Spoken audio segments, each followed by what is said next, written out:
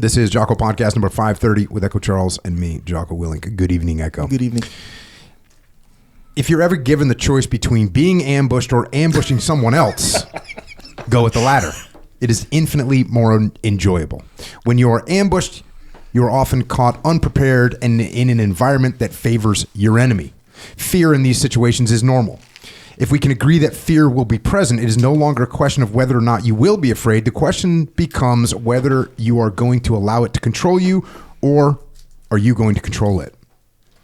When you are ambushed, the single most dangerous thing that you can do is remain in place and do nothing. If you do, your enemy is bound to maneuver on you and destroy you. The likeliest way to sustain your life and to turn the tables on your enemy is to maneuver. When you maneuver, you change the angles on your enemy, you change the geometry of the problem, and you start forcing them to react. In a perfect tactical world, you would maneuver, flank, and destroy your enemy. The first step in that sequence is the most critical, and it answers the question I have received countless times: how do I get started? The answer: you move. And that right there is an excerpt from a new incredible book called Drownproof, 8 Life Lessons to Keep Your Head Above Water. It is written by my brother and retired SEAL, Andy Stumpf. And our paths crossed briefly while we were both in the teams, and we actually got to know each other more once we both retired. Andy was one of the first guests on this podcast. I don't know if you know that, Andy. You were guest number 12. I counted it out the other night. Yep, I thought it was like episode 64. You were episode 64, but I used to just read books more. And then eventually I started getting the people that wrote the books on, which turned into... That's a good call. Yeah. Eventually started his own podcast. Oh yeah, that's episode 64. So if you want to hear a bunch of background about, Andy and his time in the Navy and whatnot, you can check out episode 64. But eventually he started his own podcast, Cleared Hot Podcast, and he's now also an author. And this new book, like I said, it's called Drownproof, and it was an honor for me to be able to write the foreword for the book. Incredibly taxing on my mind to try and figure out how to make you look good. Is there a more difficult task? But no, truly awesome to be able to do that, and honor to have you back here again after a 9-year hiatus. No way. Yes, 9 years from podcast 64 till now is 9 years. I would have guessed 5 tops. Yeah, it goes by quick, man. Wow. Okay. Yep. We should probably get together more often. Well, we've seen each other at hunt camp. We've seen each other at jiu-jitsu stuff. We've seen each other at other random things, but we just never got down and recorded again. Wow. I did your podcast once at in some Origin, point. Yeah. We were out there at the Origin. Yep. I think I recorded one with you here too at the gym at some point. You did for one of my episodes, yeah. Yep. So there you go. So we've done it. Yeah. But anyways, welcome back. Why'd you write a book? Man. First off, I think what you wrote, I probably just cut and pasted that out of your book. It sounds super similar to things that you would say. It's almost like there's a lot of lessons that a lot of people from our community learn. It's a different way of expressing it.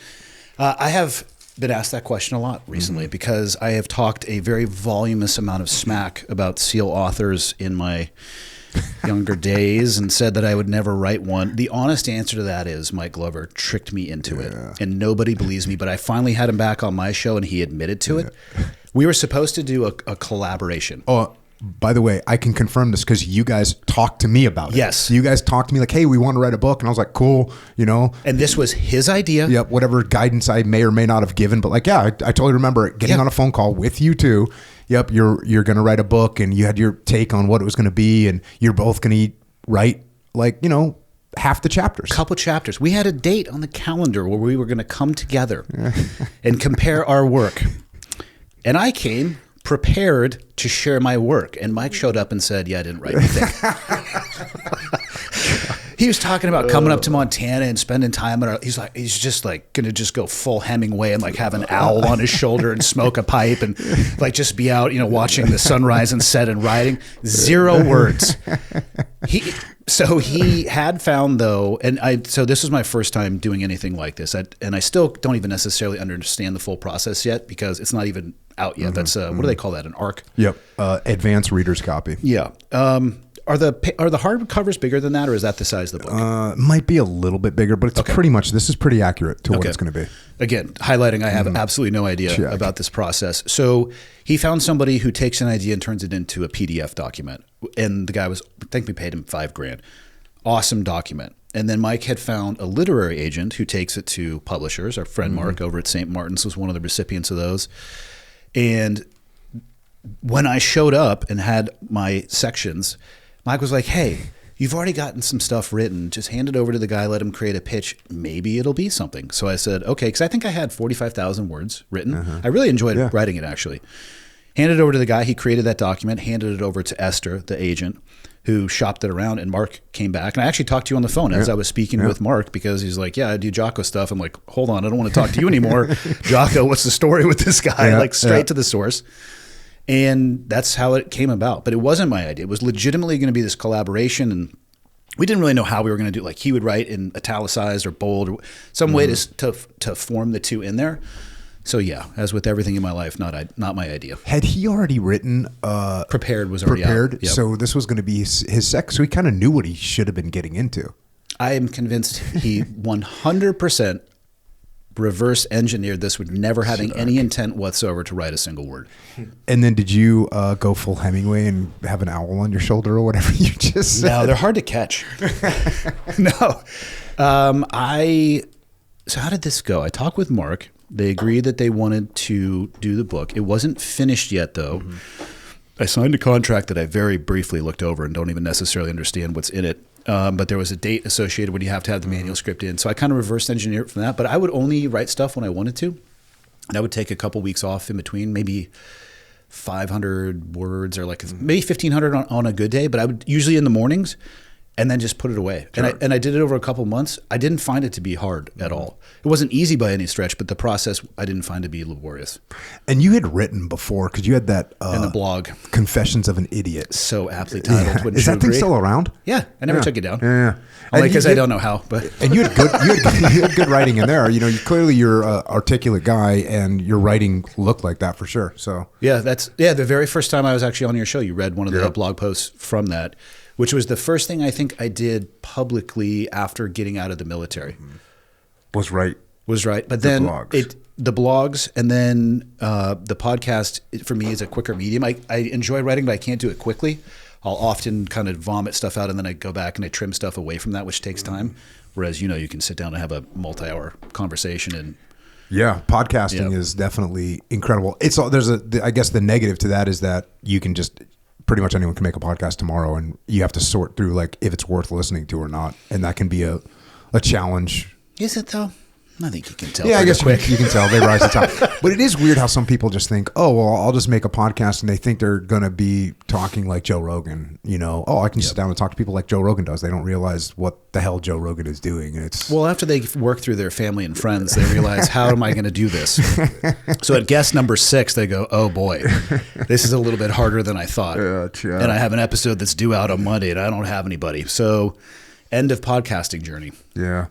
Yeah, cool. All right, well, let's get into this book here. I'm going to jump in. Just as a disclaimer, the foreword is probably the most fictional section. I paid Jocko. I still owe him some Bitcoin for the kind things that he said. Highlights of the foreword. Oh, boy. No, I'm not going to read the highlights of the foreword. Other than to say, the story that I told is true. Is like I was in charge of trade at, and we were, we get like a little package of who's going through the training, and I'm looking at all the, normal guys, and I see like this dude who's, came from the Special Missions Unit, been wounded in combat experience, and had gone up through the ranks, and I'm like, okay, this could be awesome. Or not. This could also be terrible. And that's exactly what I wrote in the forward, because I had dealt with guys that, in the SEAL teams, you get some guys that got some massive egos, and it can suck. Generally speaking, it's cool. Generally speaking, guys are like, yep, I get it. But, definitely I'm like, oh, well, I hope he's one of the guys that is cool, because if it's not, it's always just turns into a gut check. But sure enough, you were totally humble and cool, and like listened and were on board with what we were doing and helped guys out. You weren't a dick to people, which might be surprising for some people to hear. Shocking. but yeah, you were just super cool, super humble. Despite all the experience you had, you were a real value, not only to the guys that you were working with, but like the trade guys as well were. So I thought that was the most impressive thing about you was the fact that you didn't think you were all that impressive. I was trying to figure out how to be an officer. That's true too. I never got out of the new guy cycle my entire career. Yeah. I mean, I got, most E5 with a machine gun, let's just be clear, best job on earth. Little to no responsibility other than to not kill your friends or people that you're with. And then, I picked up 01 after E6 and then got out as an 03E. I mean, that is complete middle of the road from a leadership perspective, your entire career. And did you do an LPO slot? The reason I became an LDO... LPO. Did you do an LPO slot? Well, the reason I went to the LDO program is that when I got hurt overseas, I was on my LPO tour, which they counted as incomplete. So when my package went to the Chiefs board 2 years in a row, it got swiped off the table. And a guy finally called me. He's like, clearly you're not supposed to share this information, but I saw what happened to your record. It wasn't even looked at because the LPO, for people who don't know, like E6 to E7 is the big enlisted jump in the Navy. You have to have done your leading petty officer tour or you're not even eligible. Dude. So it got swiped off and I'm like, and I was at second phase where a new LPO had just started. And for shore duty, that's 24 months. So I would have had to wait for that to get into that role, to do it for 24 months, to put my package in the next cycle, assuming that it lined up. So 5 more years of like spinning my tires. Yeah. So I was like, how about all of you can call me sir? I found this antiquated program, which I don't think is even optional anymore. Yeah, it's not. Yeah, that not didn't, for the teams. That didn't require a college degree because, spoiler alert, I do not have one. And put in for it and got picked up on the first look. Yeah, I was similar in the fact that I couldn't make rank as an E-dog back in the old days when you were competing against the fleet. And so I got E4 out of buds, not meritorious, but like automatic E4 out of buds. I got capped to E5, and then I was watching like my friends, my peer group was getting advanced, and I'm like, shit. And I looked around and I was like, well, and plus I worked for an officer that was a prior enlisted guy, and he was the best guy ever. And so I was like, oh, that would be a cool thing to do. And so that's what happened to me. But yeah, it was definitely an interesting career line for the prior enlisted guys on the officers when they switch over to the officer side. All right, let me get into this book here. As we were corralling platoon members across the street, the individual who moments before had been in the back of a cop car went directly toward a different bouncer and began another verbal confrontation. By this point, we were at least around the corner of the building from the initial incident and not in the direct line of sight of the officers, but they were less than 100 feet away. I ended up pulling out a folding knife. These are police officers. These are police officers, by the way. I ended up pulling out a folding knife, holding it against my leg and threatening the bouncer and then running from the police. I don't know how to rate my escape and evasion, but I feel like I put my best foot forward. It involved a sprint down an alley, clearing a razor wire fence that left me with a souvenir on my right hand that I still have to this day hanging from the side of a building, then falling through a tree directly in front of the teammates I had just separated from. What would one likely do after evading the police? What would have been the smart decision in that moment? That's right, keep drinking at yet another bar. I swapped shirts with a friend. God, this is just freaking classic. I swapped shirts with a friend, crossed the street, and sampled the cold beverages of our newest drinking location. It was a relatively mellow dive bar, but it was tough to relax and enjoy with the lights and sirens of the local police constantly passing by. I guess they were looking for someone. And again, I'm just reading little excerpts from this, but typical 90s night out for a team guy, a new guy, an idiot, which we all were. You end up getting rolled up by the cops. You go to captain's mast, and again, this is freaking all in the book, and it's. I can relate to it, but it's just good to read, and it lands. But one of the things that stuck out with me is your commanding officer. So you're in captain's mast after chief's mast, XO's mast. Yeah. It's a total nightmare. But you have on your camouflage uniform, we have our name tape, and it says U.S. Navy, and then it says, Willink or Stumpf. And then above that, there is the most sacred thing to us, which is our trident, especially when you're 19. How old were you? 19, 18? Yes, and also I had just been issued said trident 6 weeks before. Oh, yeah. So this is the thing that you suffer for. It's what you want so badly. First trip with my trident. And so your commanding officer hands you a pair of scissors. Slid them. I still remember the sound of the... across the table and says, "Cut your fucking trident off your uniform." Yeah. God damn, dude. Not my best moment. Thanks for opening with that one. I mean, there's a reason why it's chapter 1, but yeah. What a horrific moment. And you got to be thinking like you're getting kicked out. You have ever had those moments where you think other people can hear your heartbeat? Like, I don't know what my game face looked like at that time, but it did that, like the whoosh, whoosh. And like I don't know how many veins people have on their forehead, but I feel like all of them were thoroughly exposed at that time. I thought I was done. Yeah. I really did. Yeah, this is the 90s. They don't need you. He could have easily just said, "I'm going to take your NEC," instead of, because he didn't really take it from me. He didn't let me wear it for 6 months, which is, and you know as well as I do, that's about as bad anyway. But if I had done anything, jaywalked in that 6-month time period, gone. Jack. Fast forward a little bit to your lesson from this. And again, get the book. There's so many good lessons. There's 8 life lessons. It is my hope that no one finds themselves staring over the edge into the abyss with the balance of their life in their their hopes, dreams, and aspirations resting in someone else's hands and judgment. I personally do not think that you need to take it that far to recognize that the first and most critical step in a young man or woman's life is to change their perspective of who they are and the role they play in their own life. Here's the eureka moment. You are responsible for your behavior. You are responsible for the emotional reactions you have to the things that happen to you. Integrity cannot be outsourced. Until you view yourself as the author of your life, you will be the victim of it. You won't be a participant. You will merely be an observer in what happens to you and around you. So, did you have that clarity at 19 years old once you got your trident revoked? I almost went into the Chiefs board with the mentality I had that particular night, which was, it was the cop's fault, the bouncer's fault, anybody but my own. I almost did that. And if I had done that, you and I definitely wouldn't be sitting here because they would have ejected me for sure. I look back at that. That was probably the most pivotal moment in my life, shifting who I was and what I wanted to be up until that point. And what I'm about to say, people will say, well, that doesn't sound reasonable.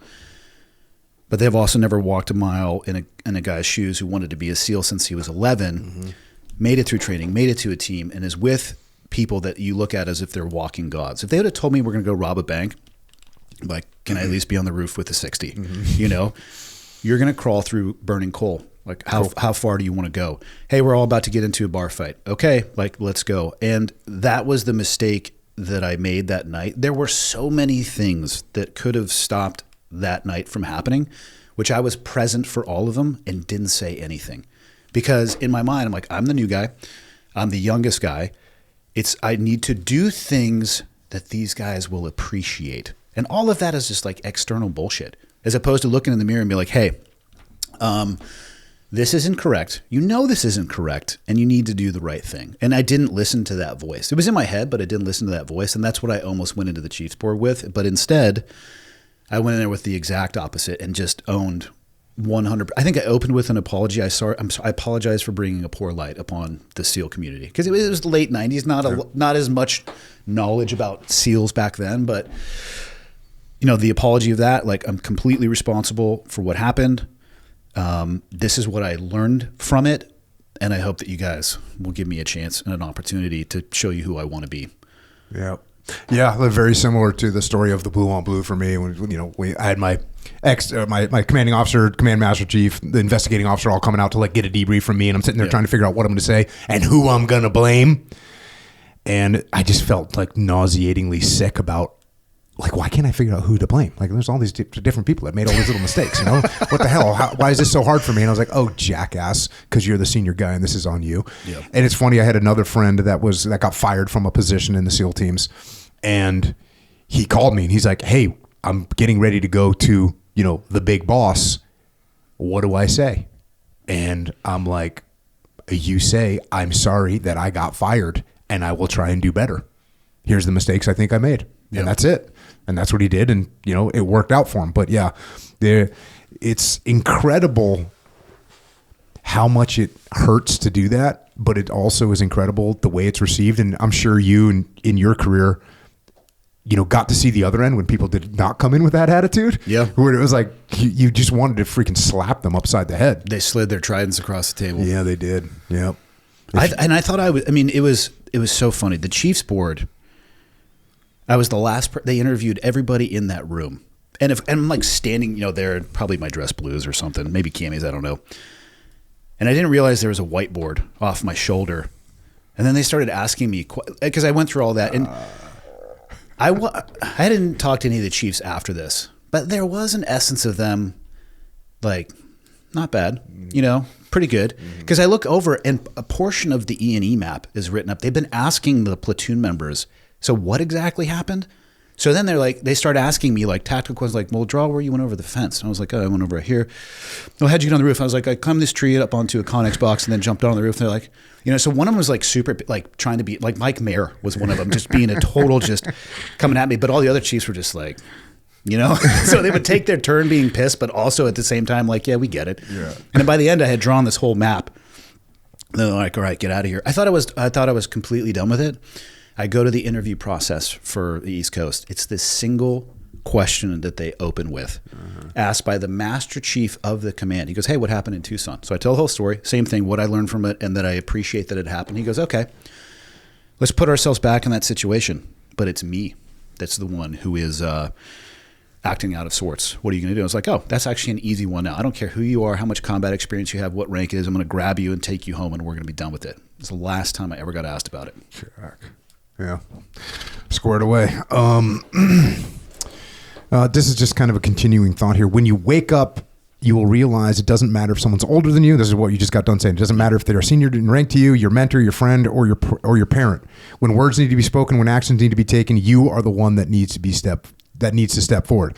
We have control over very little in this world, but make no mistake, you have complete control over yourself and the actions you take. You will never feel ready to take them until you reframe how you see yourself in the world. My path to reframing required handcuffs and scissors. Hopefully yours does not. So there you go. There are other ways, people. Yeah, this it kind of reminds me of the the My Lai massacre. Mm-hmm. So the My Lai massacre, these guys are out there with Lieutenant William Calley just murdering, raping, mutilating bodies, like to the tune of 500 women and children. And finally, this helicopter pilot, Hugh Thompson, he's like doing flyovers. They're trying to help out. They're trying to get some people out of there. He sees what's happening, actually brings his helicopter in between civilians and U.S. Army guys to protect the civilians, flies back to camp, and is like, hey, there's a massacre going on right now. You need to put a stop to this. And they got on the radio. They called the company out in the field and like, hey, stop killing people right now. And immediately they all stopped. And it took one person having the intestinal fortitude to not, to from a detached perspective, tell people to stop. So it's just what you're saying right now. Like, it doesn't matter you're a new guy. It doesn't matter and I'll tell you what, if you're a new guy and you get overridden, at least you tried to freaking speak up. Yeah. And usually if you're saying something that makes some semblance of sense, people will go, you know what, this is actually a pretty good call right now. We need to get the hell out of here, or we need to stop what we're doing, or whatever. So that idea that one person can step up and really change the direction that a group is going. And I always talk about from a leadership perspective, like there's a mob. You're in charge of a mob. And if you're in the mob, you're going to be having the mob mentality like all of them. Yeah. And if you can detach from the mob and not be a part of it, you're going to be able to you're going to actually be able to lead. And it comes into play whether we're winning. Like, oh, we're winning. Guess what happens when the mob starts winning? Everyone gets cocky. We don't need to work as hard. We don't need to train as much. We don't need to worry about anything. And the leader needs to go, hey, actually, yep, we're doing good. But let's see what we can get better at. Let's make sure we don't get cocky. When the team is losing and their morale's bad and like this sucks, it's the leader that goes, hey, you know what? We had a bad mission last night, but we learned some lessons from it. Here's what we can do to fix it. So not participating in the mob is a huge part of leadership and being a good human being. I don't know if you read the inscription. There are no bad leaders, only bad teams. Which is the second book I'm going to write called Extremely Limited Ownership. Chapter 2, Leif gave me. The boss didn't tell me that. My team, and then chapter 3 is my team didn't do what I told them to do. How many people do you know late into life, though, that have never had that shift in mentality where nothing is in their control, everything, they're just... I would like to believe had that not happened to me, I would have had that shift or I was on my way to it. For me, that was just a super concrete shift in who I thought I was as a person. I know people in their 50s and 60s who haven't had that yet. No doubt about it. And their life is just, it's like they're under an avalanche of boulders just getting nuked. I was talking to a guy a while ago, and he went through his life story, starting with football coach didn't like me. Wrestling coach wouldn't focus on me.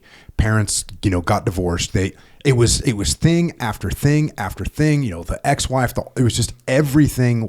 The reason he ended up where he ended up was because of all these other circumstances. And I'm like, bro, like it hurt to listen. And when at a certain point, like you've dug yourself a really deep hole. And I'm not saying you shouldn't, square yourself away and at least stop digging deeper. But it's hard.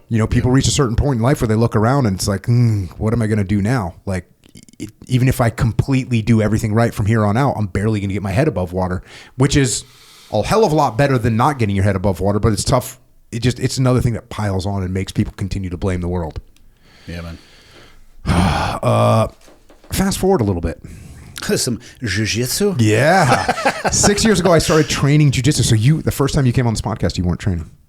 When did you break Dudley's neck? I was well after that. Okay, so I hadn't started because I had just started. I was a white belt and watched you attempt to kill a man for no reason whatsoever.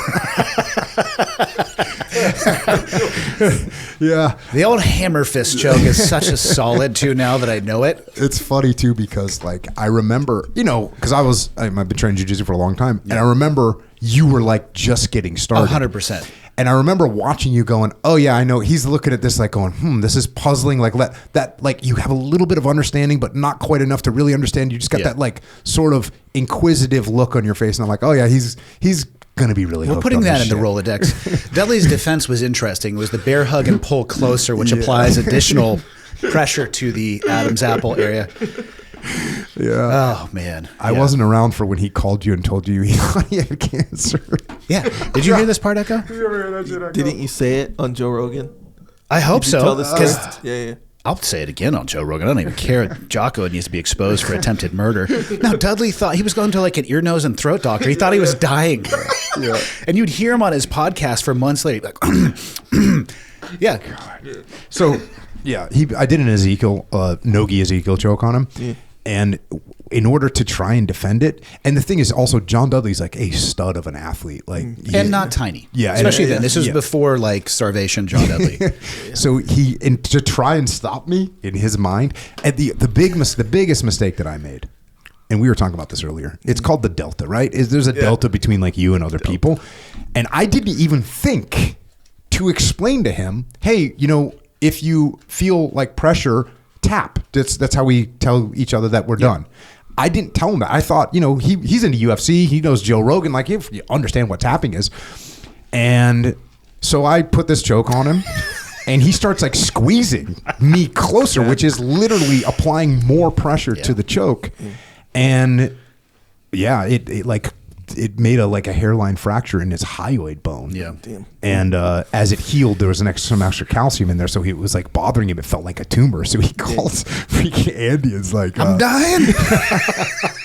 And the crazy thing about Dudley is he never said a word to me about it. Like he never and I talked to Dudley like regularly, and he never said like, dude, I didn't find out until we were on your freaking or Dudley's podcast or your podcast, and it was the three of us, and I forced it into the conversation. Oh man, epic. Jiu-jitsu. So 6 years ago, I started training jiu-jitsu, and since that time, I've heard many coaches that I deeply respect say that the hardest belt to achieve is your white belt. Do you guys tell people that too? I know that there is a clip of me saying that out there, so this might be directed directly at me. For those unfamiliar with jiu-jitsu, the belt ranking system, white is the lowest ranking belt, black is the highest. Almost no one starts jiu-jitsu almost no one who starts jiu-jitsu makes it to their black belt, but everyone who walks through the door on their first day is going to be handed a white belt.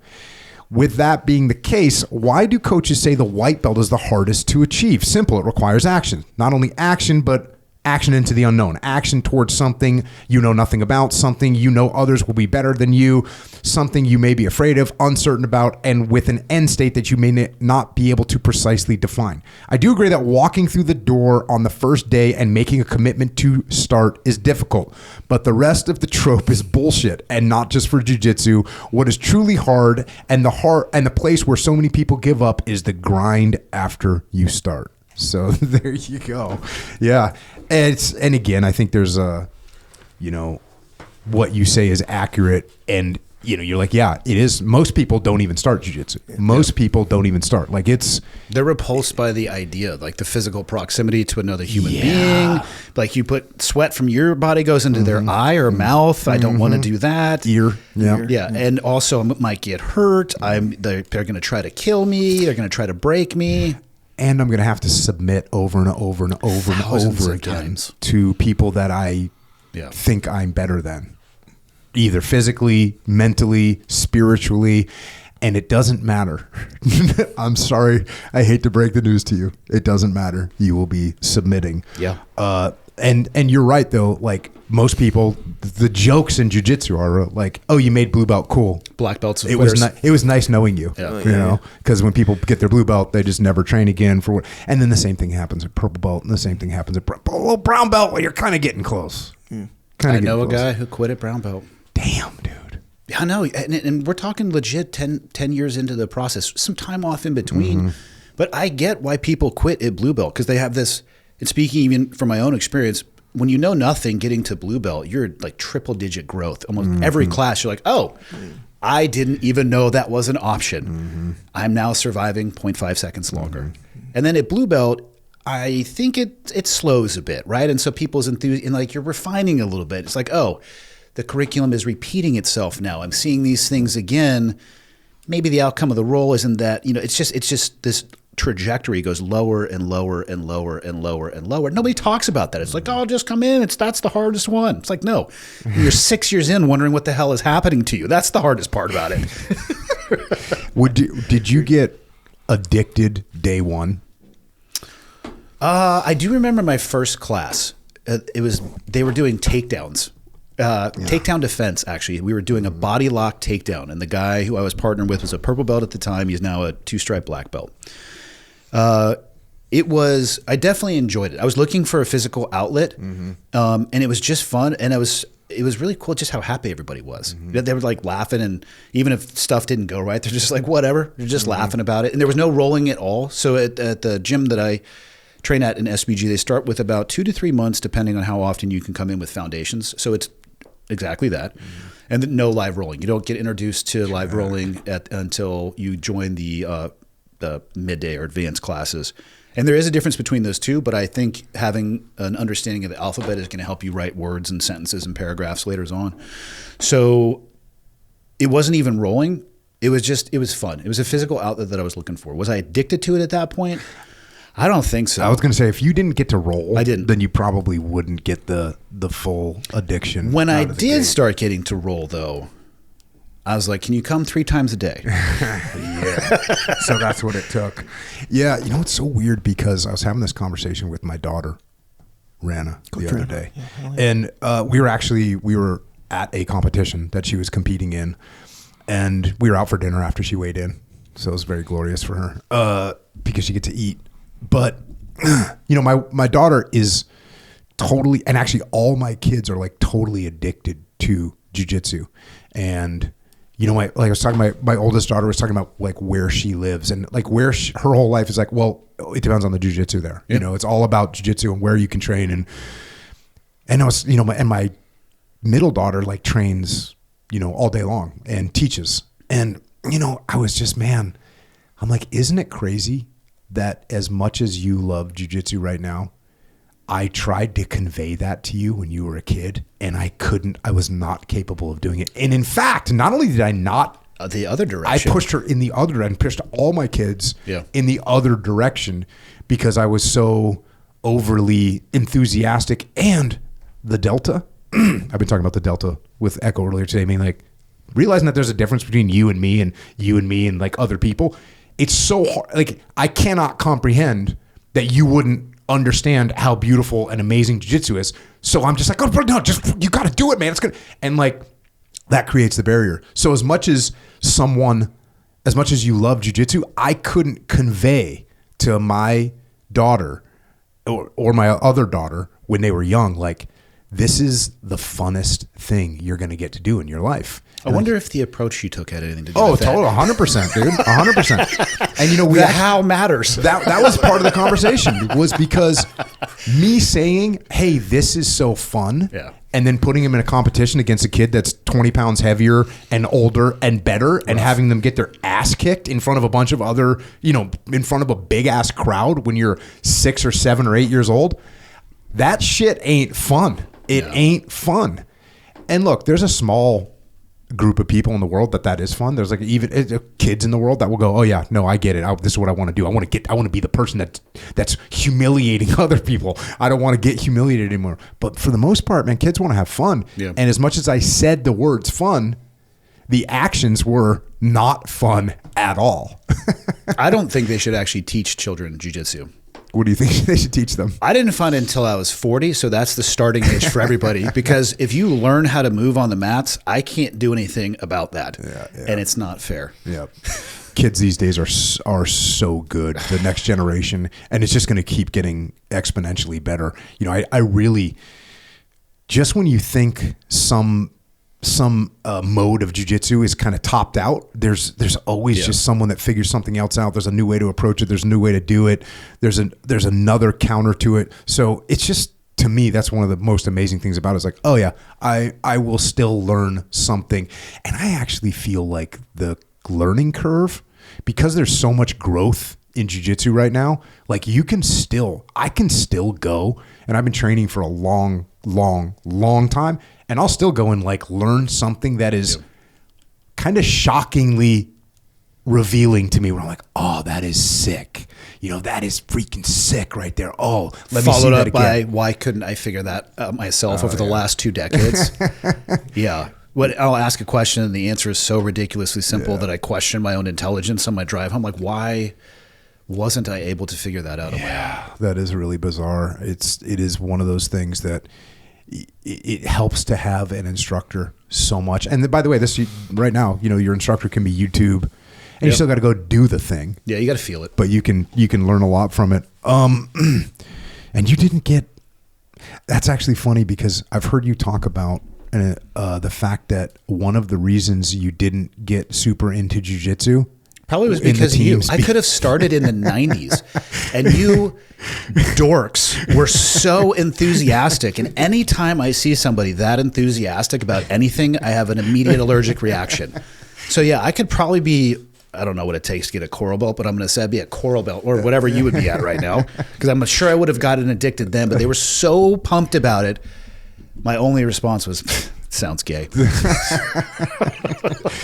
The funny thing is, I was not, I was very open-minded the whole time. Like, I was never like, oh, Brazilian Jiu-Jitsu is the thing that you need to know only. Like, I never really had that attitude. Yeah. I knew that it foundationally, like, you better know what the hell this is. But I was always about wrestling, Muay Thai, boxing, and Jiu-Jitsu. I've always had that by itself. Yeah. I've always had that thing.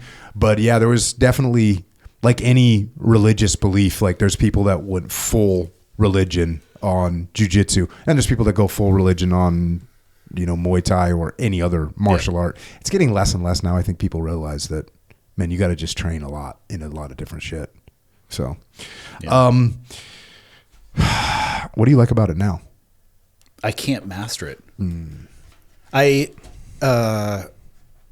You get a black belt, and I don't know if you guys have had this experience. People will come up to me and say, hey, how do you do this? I'm like, I don't actually understand the words you just used, because I don't know what that is. They're like, but you're a black belt, don't you know everything? It's like, no, I actually feel like I know way less than when I started almost, and I have more questions than anything. Actually, what I probably spend more time on is fundamentals, not flashy stuff. Not that I don't like the flashy stuff, but I find that solid fundamentals is not the complete answer to things I don't understand, but it's a good starting point, especially when people are like throwing stuff at you you've never seen. Like, We'll go back to something like pretty simple and see if that shuts that down. The black belt, I know that there's areas of jiu-jitsu for people that they're a black belt in. Like, for instance, I know there's areas of my game where I am legitimately like a black belt. I can teach it. I understand it fully. I can teach all the offenses, all the setups, and all the defenses. And then there's, some other move over here that I can do that with. And there's very few people that are just, no matter what question you bring, I'm going to be able to answer it. That's a pretty rare. That's like world champ. That's like Dean List or Jeff Glover, where they go, "Oh no. Here's the way you do that." That's what the level you got to be at. And a lot of those people I found, they might physically be at that level in their game, but they struggle to develop an athlete or to teach that. Mm-hmm. Very, very often I have found that the same thing is not found in the same person. It's a rarity when you can get both.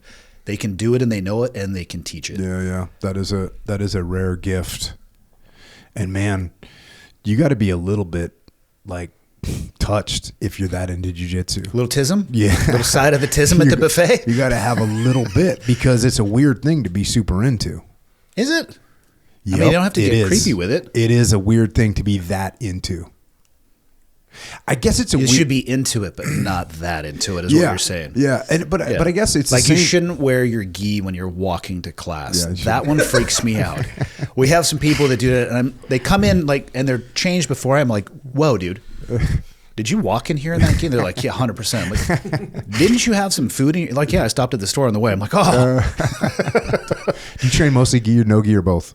It doesn't really matter to me. I think my school is more gi than no gi, but I have a deep appreciation for both. And I try to roll in the gi with no gi grips a lot of the time, so I don't become reliant on the door handles that the collar provides. I've always had a no gi-ish gi game.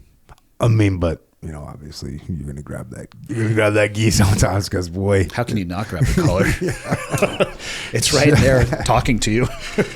Fast forward a little bit. Every successful person I know, and I mean every single one, had periods of time in their life where they were extremely unbalanced. There was no work-life balance. There was only the grind. I do not suggest anyone live their entire life in that space, but to accomplish the goals that keep you up at night, you will need to embrace periods in your life where you are comfortable being unbalanced. You'll have to prioritize your goals over life experiences. You'll have to prioritize your momentum over time with your friends, family, and loved ones.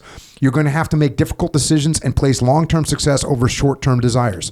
I will be the first to admit that the happiest and most fulfilled I have been in my life is when I have found a true balance, but I would not have achieved what I have and in turn found my way to that balance without periods of the exact opposite.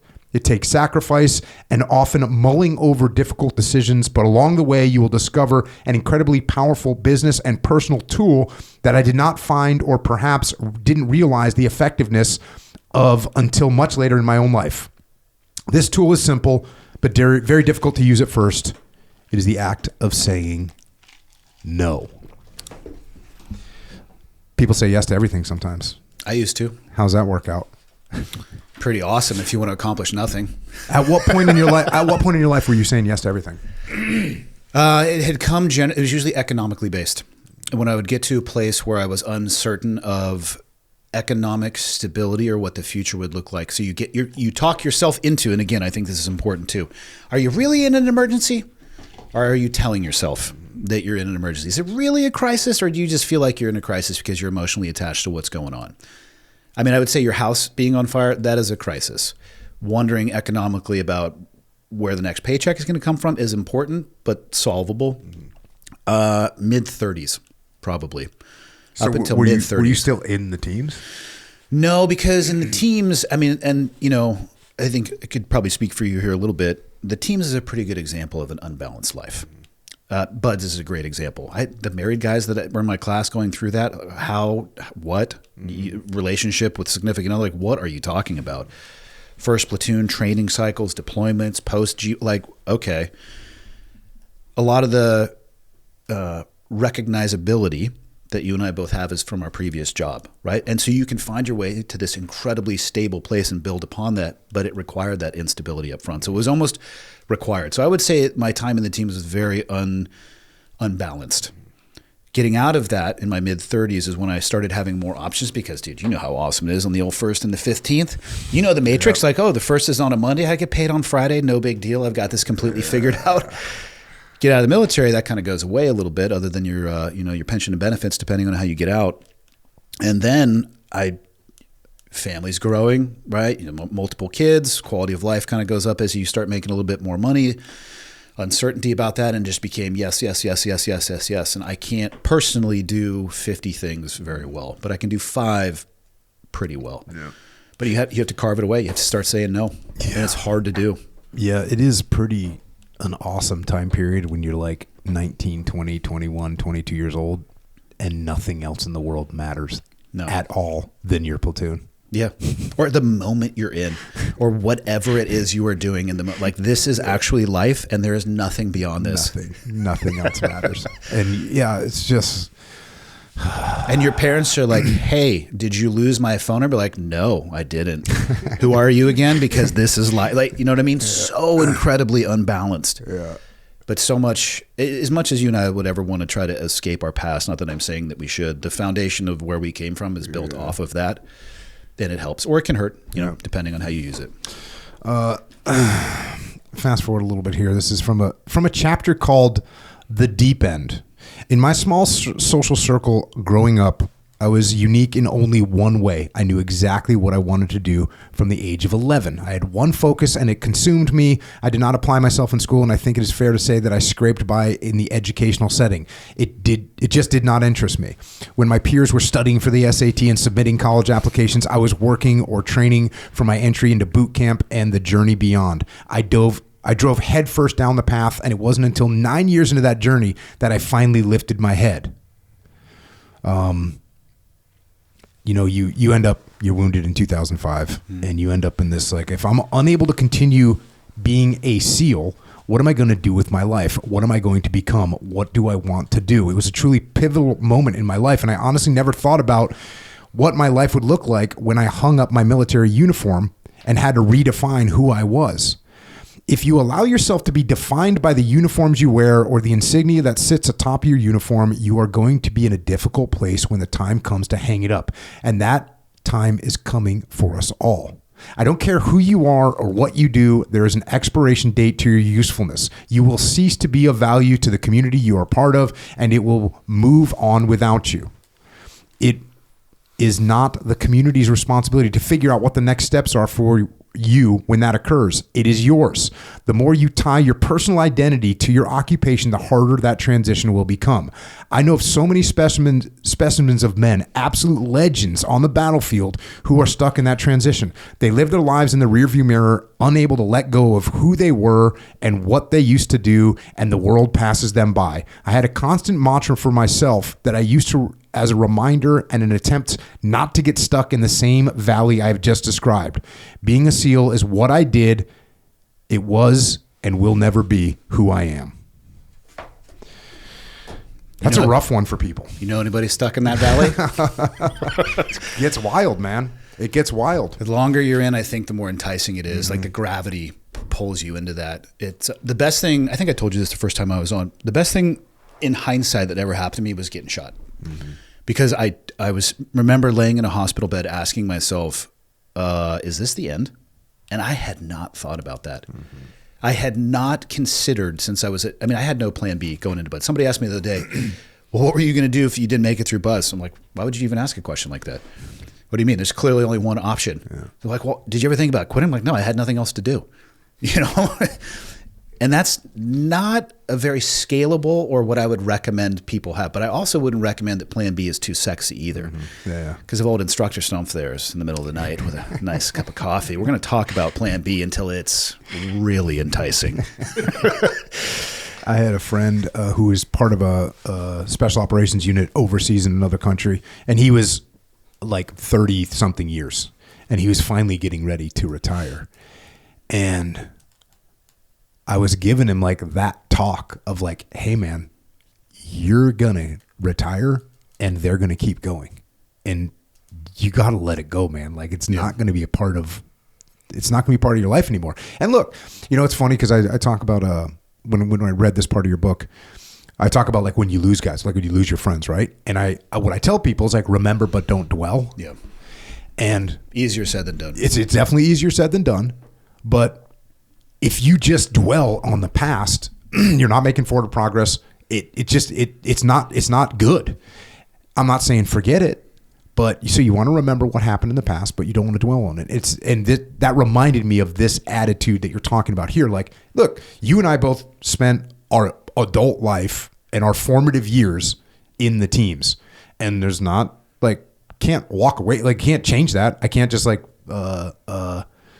Men in Black my mind and make all that disappear. Like, no, that stuff happened. It was cool. I had a good time doing it, but to wake up every day and be like, that was, that was it. I can't go back there. You end up like Uncle Rico, right? From Napoleon Dynamite. Like, if I would have had that one interception in that state finals game, we would have been champion, which is a rough place to be. And I get it, man. Cause it's, I love the teams. Like, same. It's the best. And did anybody give you that talk though on your way out? Like, hey, or as you were looking at the door of leaving, like, hey, you might have some identity issues, or even earlier on in your career, like, hey, guys, check in with yourself. Mm-hmm. And I think a warning sign that I've identified now, mostly in getting to know a lot of law enforcement people, is your entire social circle comprised of people that do the exact same thing that you do? That is an early warning sign that when you detach from that job, you're going to struggle. Because the only people that I knew were team guys. Because I only spoke team guy, which is English that nobody else understands because we're unique specimens in many different ways. But most guys, when they get out, they will go back to where they came from, and their social circle is then now drastically different. I think you would be incredibly healthy about, I don't know, say you do 20-year career, but every 5 years, it's like, hey, just so you know, this is going to come to an end. I'm not saying disregard what it is that you're doing, but like check in with yourself. Is your entire identity wrapped up in this? Because even the bullfrog at some point is going to retire. Mm-hmm. What are you going to do then? Yeah. I hadn't thought about that a single time until I was laying in a hospital bed in Iraq going, I don't know if I can do this job anymore. Mm-hmm. And then the second question of that is, what are you going to do? I was like, I haven't really thought about that. Yeah, I'd say for me, obviously I didn't have the rude awakening that you had of getting wounded and being like, oh no, you might not be able to physically do this job anymore. I had to come to that conclusion of my own, like, what does the next 10 years of my life look like if I stay in? When did you start asking yourself that though in your career? So I got home from Ramadi and in 2006, and I went to Tradet. And when I got there, because I had never ever thought about getting out. Like, I never thought about it. It was just like, this is what we're doing. It was just the best job ever, and this is what I'm doing forever.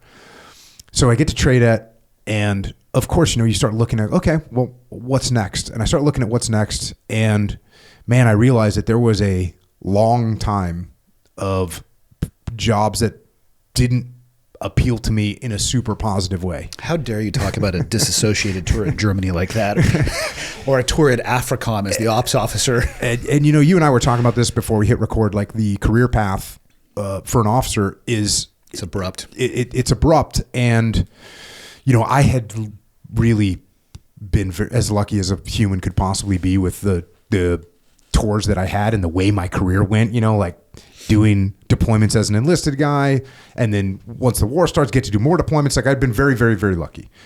And so now I'm looking at, I think the number that I finally put together it was going to be 7 years before I was like in charge of a SEAL team, right? And meanwhile, my kids didn't know me. Some other dude taught my son how to swim. It was just I had to look around and go, okay, what are we doing here? And so that's why I made that decision. It was just.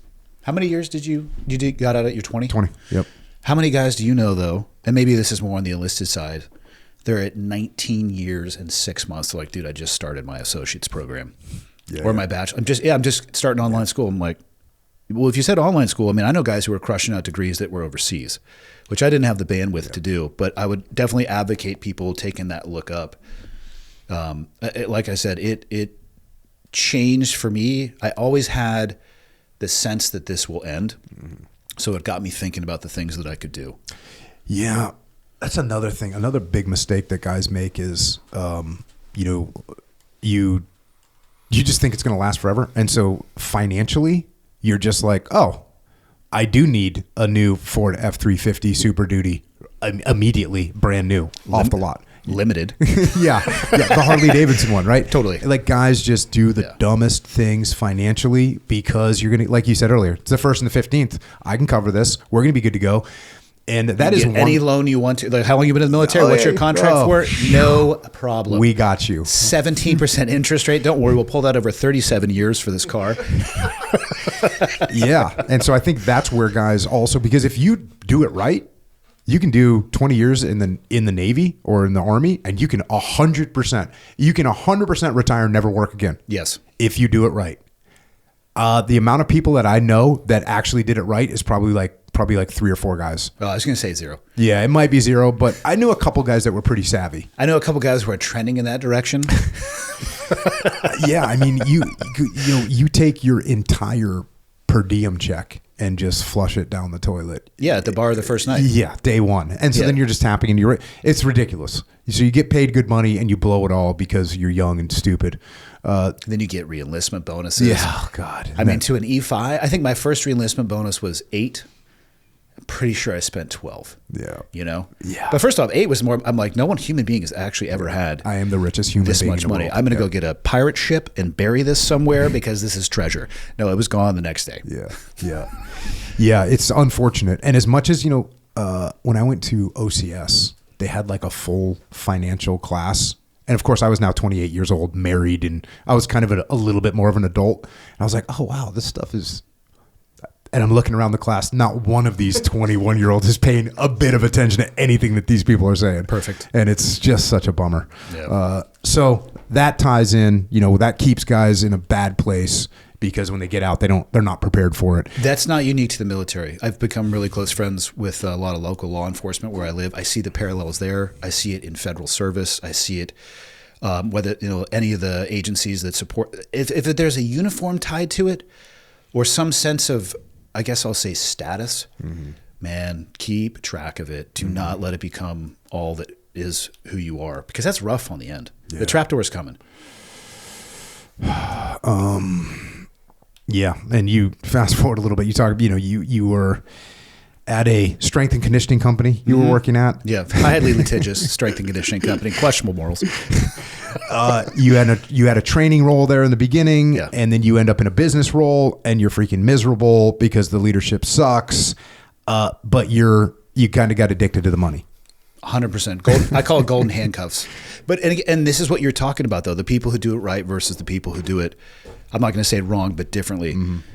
Almost everybody I know will define wealth by the amount of money that they make, as opposed to looking at the amount of money that they're spending. I know some broke ass millionaires. Because if you make $1 million and spend 1.1, I mean, I guess that looks great on the front end, but when you're getting, your assets seized, how's that looking out for you? So I'd get a little bit more money. Let's just have a little bit of lifestyle creep. We do need the new Tahoe. I feel like the leather seats, bucket, of course, not bench, because that's pedestrian. You know what I mean? We need to have this. It's got the new entertainment system, and the next thing you know, you're like bumped right up. For so long in my life, I lived like that, bumped right up to the edge. And I look back, it was all optional misery, completely optional misery. I did not do that. I was like, you and I don't know if you've recognized this yet, are not the same. Dude, I drove a 1997 Dodge Grand Caravan with team issued riggers tape on the door window on the driver's side. That is actually stealing from the United States government. Exactly. And I was always, I've always, I don't know why, but I was always paranoid about like debt. Yeah. I was always paranoid about, having big bills. Well, I shouldn't say always. Not me. Shouldn't say always, because when I was younger, young team guy, I was like, oh, wait, I can buy this vehicle? Like you said, the guy's like, oh, yeah, we can definitely give you a loan for that. Oh, how nice of you. Cool. Sign me up. So I made those moves, but I also looked around after a little while going, dude, wait a second. This doesn't make sense. And I got a little bit paranoid about debt. And so I always avoided that and lived like a poor person. Let me tell you what the other side of that coin looks like. Might need a seatbelt for this one. This is when your boss calls and says, hey, I'm going to give you a raise. And completely optionally, you spend the rest of the day calculating the difference in your paycheck and trying to determine what it is that you need that fits inside of that delta to the point where you end up refinancing your home to pay off credit card debt multiple times. That's the other side of the coin. I'm not saying that happened to me. I'm not saying it didn't. Dude, it was crazy, too, the fact that like a lot of guys got caught by the housing crisis. Is it crazy? Well, it's not crazy. Are we always the smartest? Yeah, but we can move quickly very well and make decisions. Fine print, not taught in the SEAL community, like, oh, this is an adjustable rate mortgage. Let's just focus on the M, not the A. One of my buddies, who I'm sure you know, I won't say his name, but he tells the story of when he had 8 houses. Please tell me he was an E5 doing stated income loans. He was an E6 doing stated income loans. He had 8 houses, and he's telling me, he's like, yeah, I'd be walking into work just looking at everyone like, what a bunch of idiots. I can't believe everyone's so stupid and I'm so smart. And he said, there was like some little ripple in the economy, and he talked to his, investor friend and was like, listen, if things start to go sideways, don't worry. You can just sell the houses and you'll be good to go. And every one, when it finally like tipped over, every one of his houses was completely upside down in 30 days. And he ended up he was able to keep the house that he actually lived in. But all of his, you have 8 houses in San Diego. He probably had $4 or $5 million worth of real estate. At a minimum. And it was all gone in 30 days. Yeah. So. Get some. I tell people, when team guys do good, we go big. When we do bad, we also go big. Not known for moderation. Yeah. God. Crazy. Yeah. This is still on that same thing. I tried to view the situation from a different angle. I asked myself what advice I would give to one of my children if they were in the same situation as me, asking for help. This is the situation being that you hate this guy that you're working for, but you're kind of addicted to money. The answer was very clear. I would tell them to change their situation. The actions I took in the moments after that realization, I do not recommend to anyone. Just try to be honest, man. They can and should be considered irresponsible. I texted my boss, told him I was done, and in that moment, it went from good income to $0 per month. So boom, you just called it. You'd had enough. Now, were you still active duty at this time? No. Oh, shit. And I hadn't, I think I was on 70% VA rating. I was like maybe $1,600 a month, something like that. 0. 6 figures, mid 6 figures to 0 overnight. And I talk about it in the book. Craigslist is a wild place. We started putting up things for sale. I literally went and stood in my garage and asked myself, what do I need here? And the answer was absolutely none of it. Stand-up paddle boards that had been gathering dust. I lived in Chula Vista, by the way. I don't know if you know this. Not a lot of stand-up paddleboarding out there. Of course, I had a truck that I could, take it to the beach and if I wanted to. Did that 0 times. I mean, all sorts of crazy stuff in there. And so I just looked at it. But I started looking at it like an operation. I'm like, let's prioritize here. What do we need to do? Burn rate, get it as low as possible. So just like cutting things out, selling all the stuff that I could sell. And then I was in that crisis space of that's where I started saying yes to a lot of stuff, which is a double-edged sword because it led me to a lot of the stuff that I do now, but it was also a little bit of a time suck in other places as well. But that was one of those times, because that was when I was in my mid-30s, of just feeling like yes. And God, probably a decade later, I found myself in a place where I could start saying no. How old were you when you retired?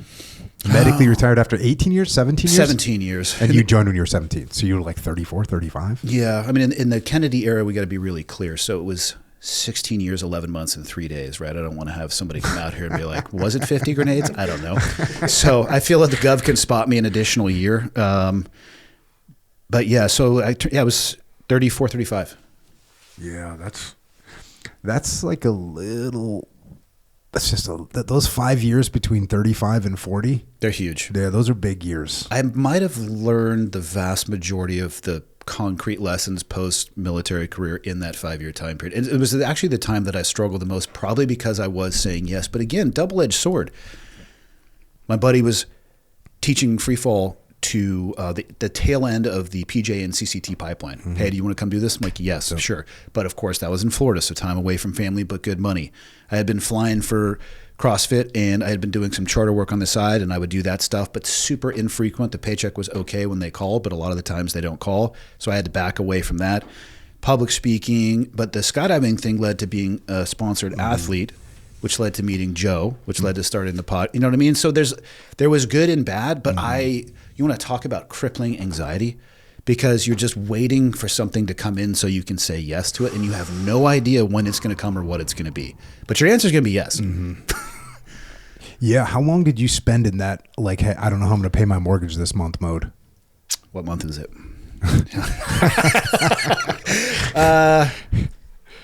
3 years.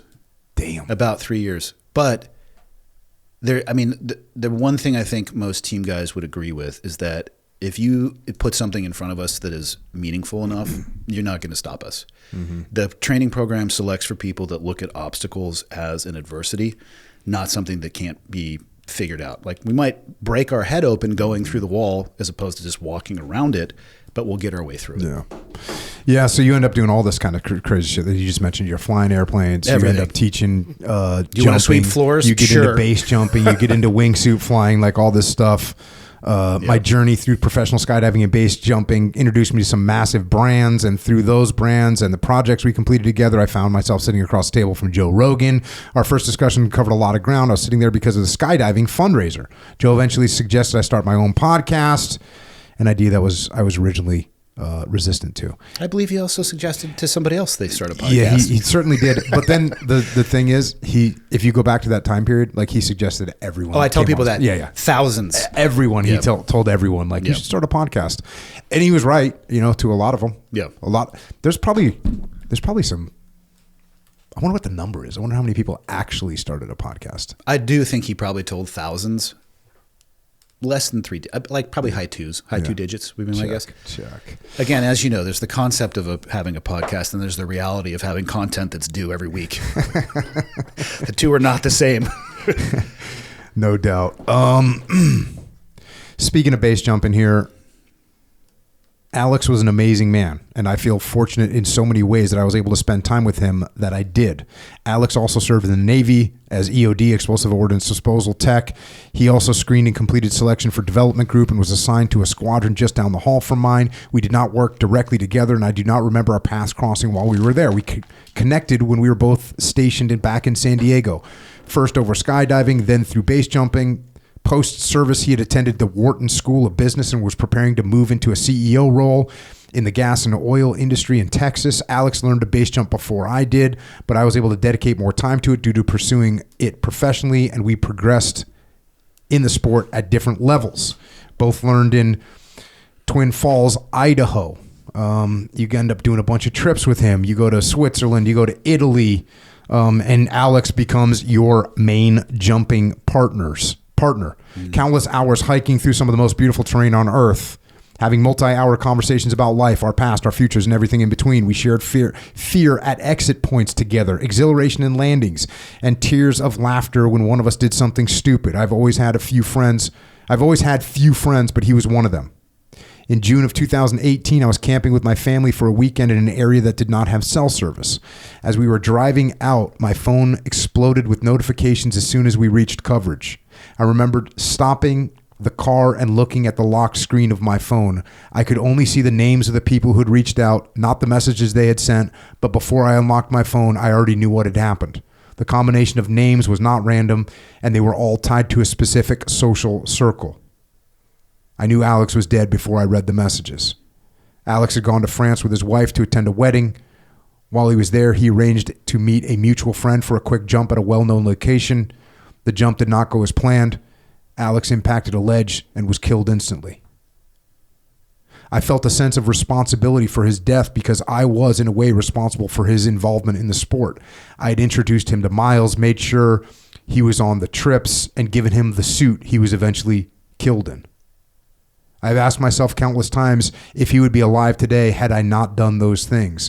I suspect he still would have found his way, and perhaps the outcome would have been the same, but I was deeply involved with his progression and cannot shake the sense that I have a fingerprint on his death, even though I was thousands of miles away.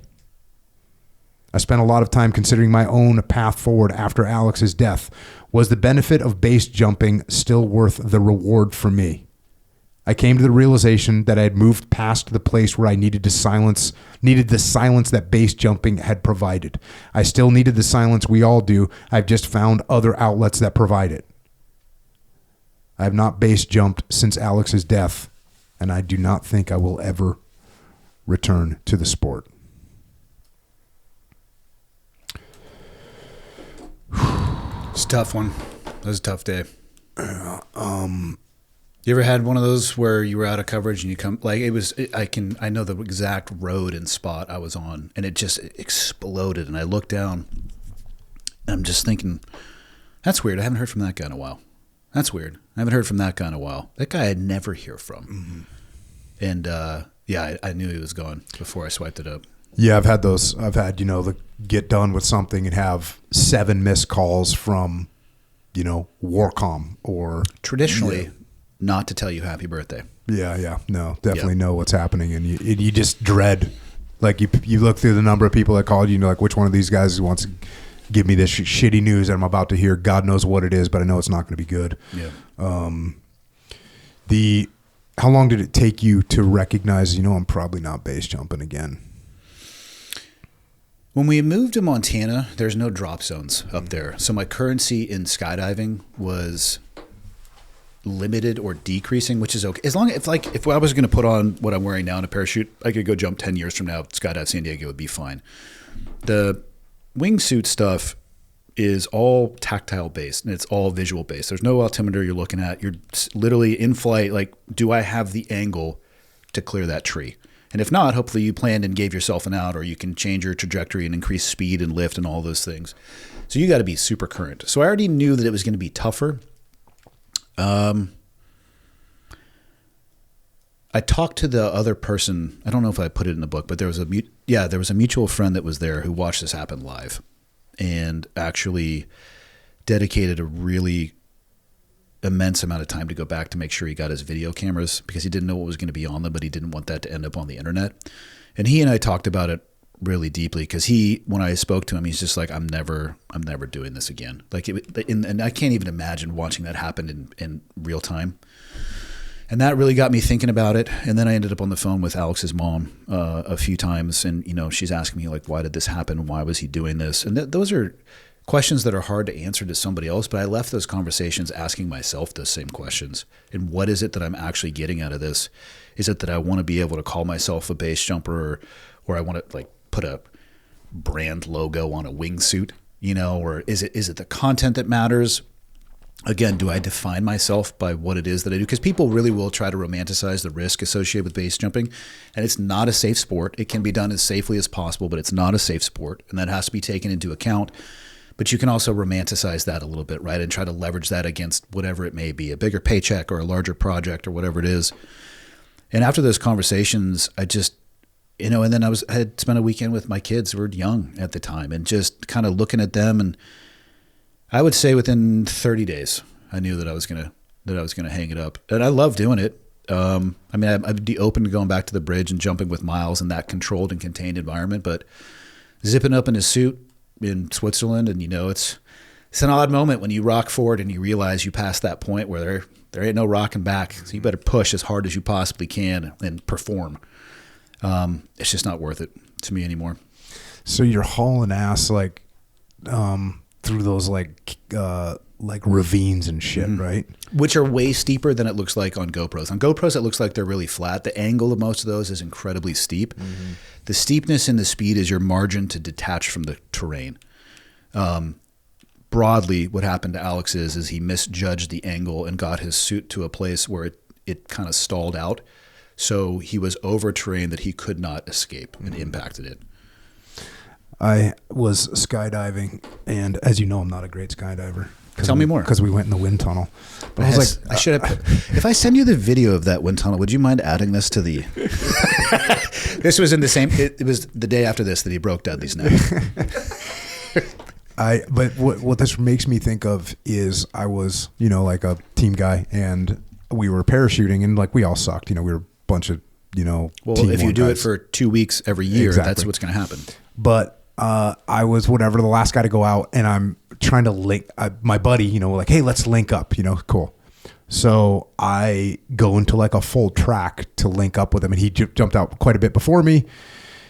And like, I was hauling ass, and I tracked past him. Like I saved myself and him, you know, from myself. Right? I don't want to make it like here. I'm saying change your direction a little bit and went past as opposed to through. I was barely able to do it because again, I sucked. But man, I remember thinking, holy shit, like you are an idiot. But that's the kind of feeling I get I can't even imagine what you feel like when you're going by trees and shit. Like, oh, there's a moment where you go, oh, I'm not going to be able to turn anymore. And I imagine that's quite exhilarating. Mm-hmm. And I also imagine it must be followed up sometimes by, this is a really risky business that we're getting into right now. Especially when you have close calls, and it happened. And one of the things that I questioned a lot, and probably still do, is I was with Alex when he had some close calls. And I wish that I had taken it more, like almost grabbed the dude, not slapped him around a little bit, but maybe, depending on how we react. Like stupid close calls. Mm-hmm. And again, it's all tactile. It's all vision. Why did you make that choice? Because you have to go out there. Like if you're standing on the edge, you want to feel the air. You want to be there at a time of day where the air is rising and coming up. You can jump if it's descending, but you're going to have a weight. It's called the start. It's the difference between vertical and then the lateral separation away. And it's like somebody's hand pressing on your back. And if you have a non-consequential exit where there's thousands of feet, like you're going to be okay. Mm-hmm. But if you have rising air and you have a good start, I mean, you only need a couple hundred feet, and you can jump over stuff where as you're in the middle of that start, you're like, this is the end. Mm-hmm. Like I'm actually going to die now. And then your suit kicks in. You're I was going to say, because you need to gain enough speed where you can maneuver. There's a couple where I'm pushed off and I'm looking down the rock and I'm like, well, this was a fun ride. And then you're like, oh, I got it. And you're out of there. And then, you know, you get a little pee ring, maybe change your pants. Not a big deal. Always hike with an extra pair of pants. Wear dark clothing. You know what I mean, Echo? Those have to leave a mark on you though. And if they don't, and you don't learn from that, I wish I had been more forceful in some of the feedback. The mistake that he made, it was a mistake that he made that took his life. I had seen him do it before. And it's like, yeah, so I was sponsored at the time, right? So I get all these wingsuits, and it's like, I don't know if I hadn't been able to give him so many suits, would he have been there? That, you know what I mean? But those are the questions I ask myself. Yeah, it's tough. In all the conversations I had with other people, I left most of them with just questions for myself, where I landed at the answer, it doesn't provide for me what it used to, and it's just not worth the risk. Yeah, I'm not the biggest fan of that. I mean, you've never tried it. It's a super uneducated position to come from. You know, it's like we should go give it a try. Not my jam. It is not most people's jam, and I fully support that. Yeah. Fast forward a little bit. In 2007, I said goodbye to a friend, a man far better than myself. We completed buds together and later stood shoulder to shoulder as we received our tridents. He was killed by a roadside bomb in Iraq, and his body told the story of that death. I didn't want to look at him. I tried not to. If you didn't know him, maybe you would have not have noticed the difference. I did. I wanted to. I tried to remember him for who he was, not what remained. I watched his wife hold his hand. I watched her kiss his lifeless head for the last time. I watched his eldest son, as his eldest son stood on his tiptoes, his hands on the edge of the coffin, straining to look over the edge. What he saw was the remains of a man who would never again have a chance to hold him, to comfort him, and to raise him. A man who would miss the highs and the lows, his trials and tribulations, his own journey from child to man. He saw his father for the last time. It tore my heart out. It hurt more than failure, more than disappointment, and more than getting shot. Every American needs to witness that scene. Every American needs to experience that pain. We would be a better nation for it. Once you have seen it, once you have felt it, you will never forget. Jason Dale Lewis, June 30, 1977 to July 6, 2007. Father, son, husband, friend. SEAL. Hardest part of the job, in my opinion, at least. Where was that? Where was the service? Connecticut. The people at Dover, they do a good job. but sometimes they're starting with a incomplete building block. And again, I think you would have known. I don't know your thoughts on this. Is it better to remember them as they were, or is it better to go see them as they ended? I'm curious your personal thoughts on that, because both lead to, for me at least, really different geometry and how I am able to kind of deal and process with it.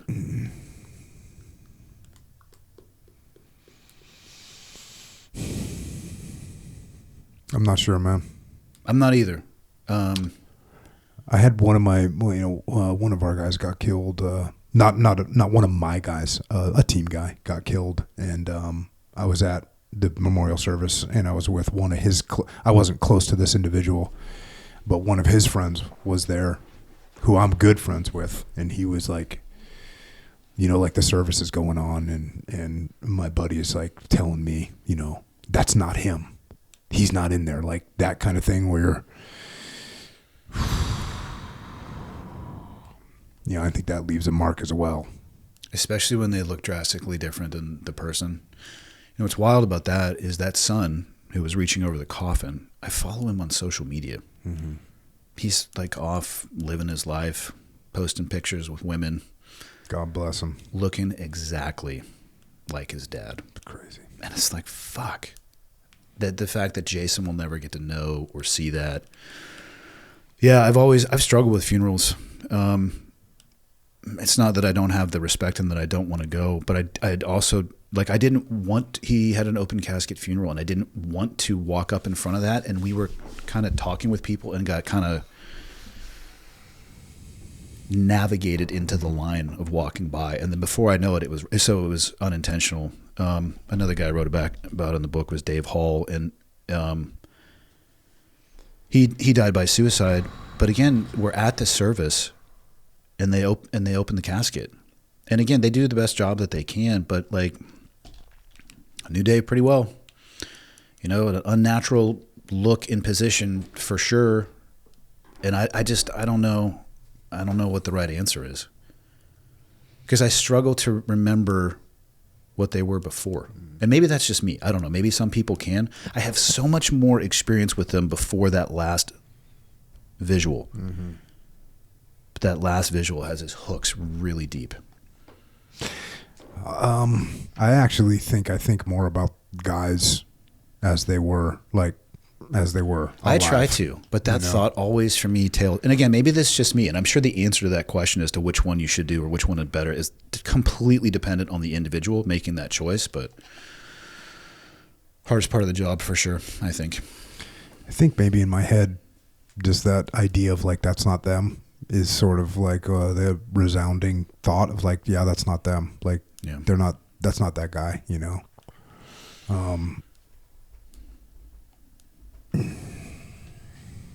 Echo, do you have anything funny to say before Jocko and I start crying? This is where you step in and stab yourself. Do your job, dude. Stab yourself accidentally so we can laugh at you for poor knife skills. That used to be a key part of Echo's job in the early podcast was we would do the most heavy freaking podcast, and it would be I would not want to go home. Yeah. Thinking about this horrible thing that we had just talked about, from some atrocity or whatever. And, it'd be Echo, say some dumb shit, and please, yeah, somebody, please. yeah.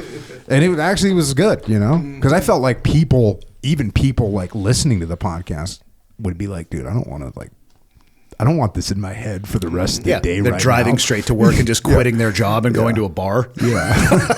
Yeah. We don't want that. So, it's rough. Anything, Echo Charles? No. What are your thoughts on that, Echo? Have you ever had to go to funerals, open casket versus close? Yeah, I did. Actually, as a kid, one of our friends died in a car accident, in the back of a truck scenario.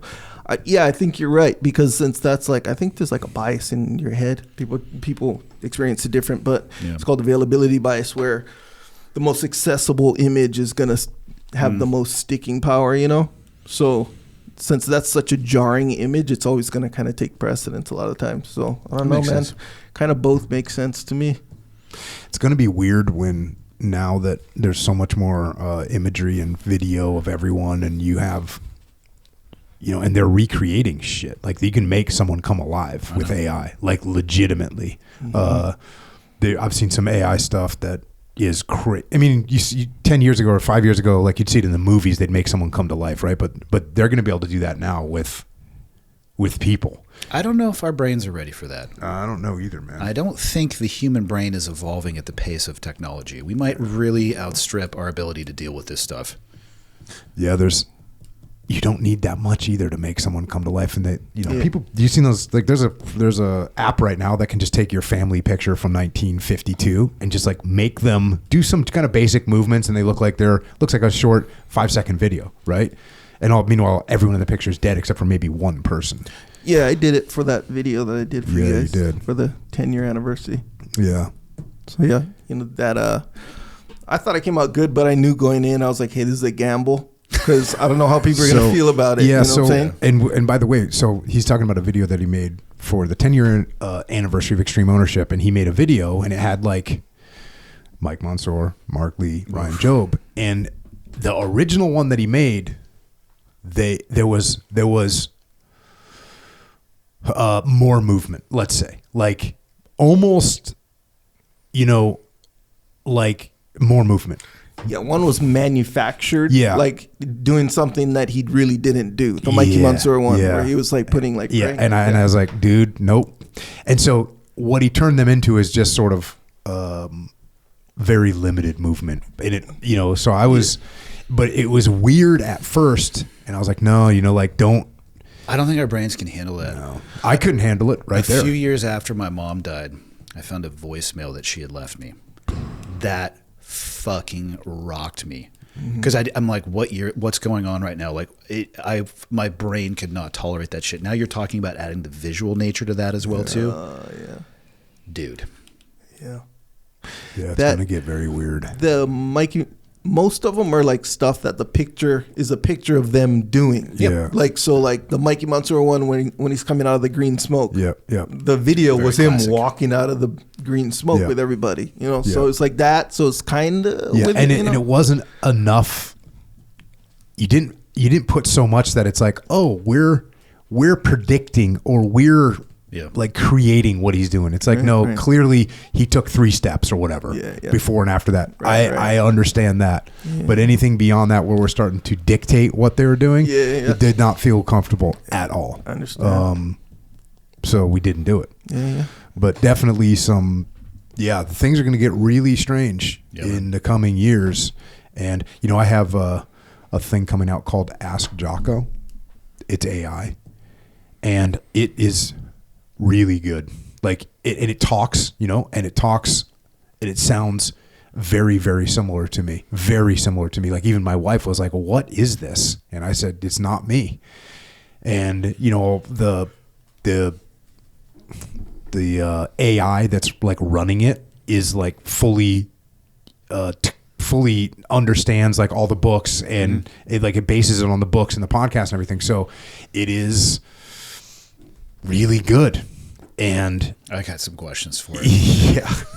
And it will not answer your questions. It'll be so like, far. actually, no, I'm sorry. We don't like to talk about Here's that kind of thing. Here's the National Mental Health Counseling line. Exactly.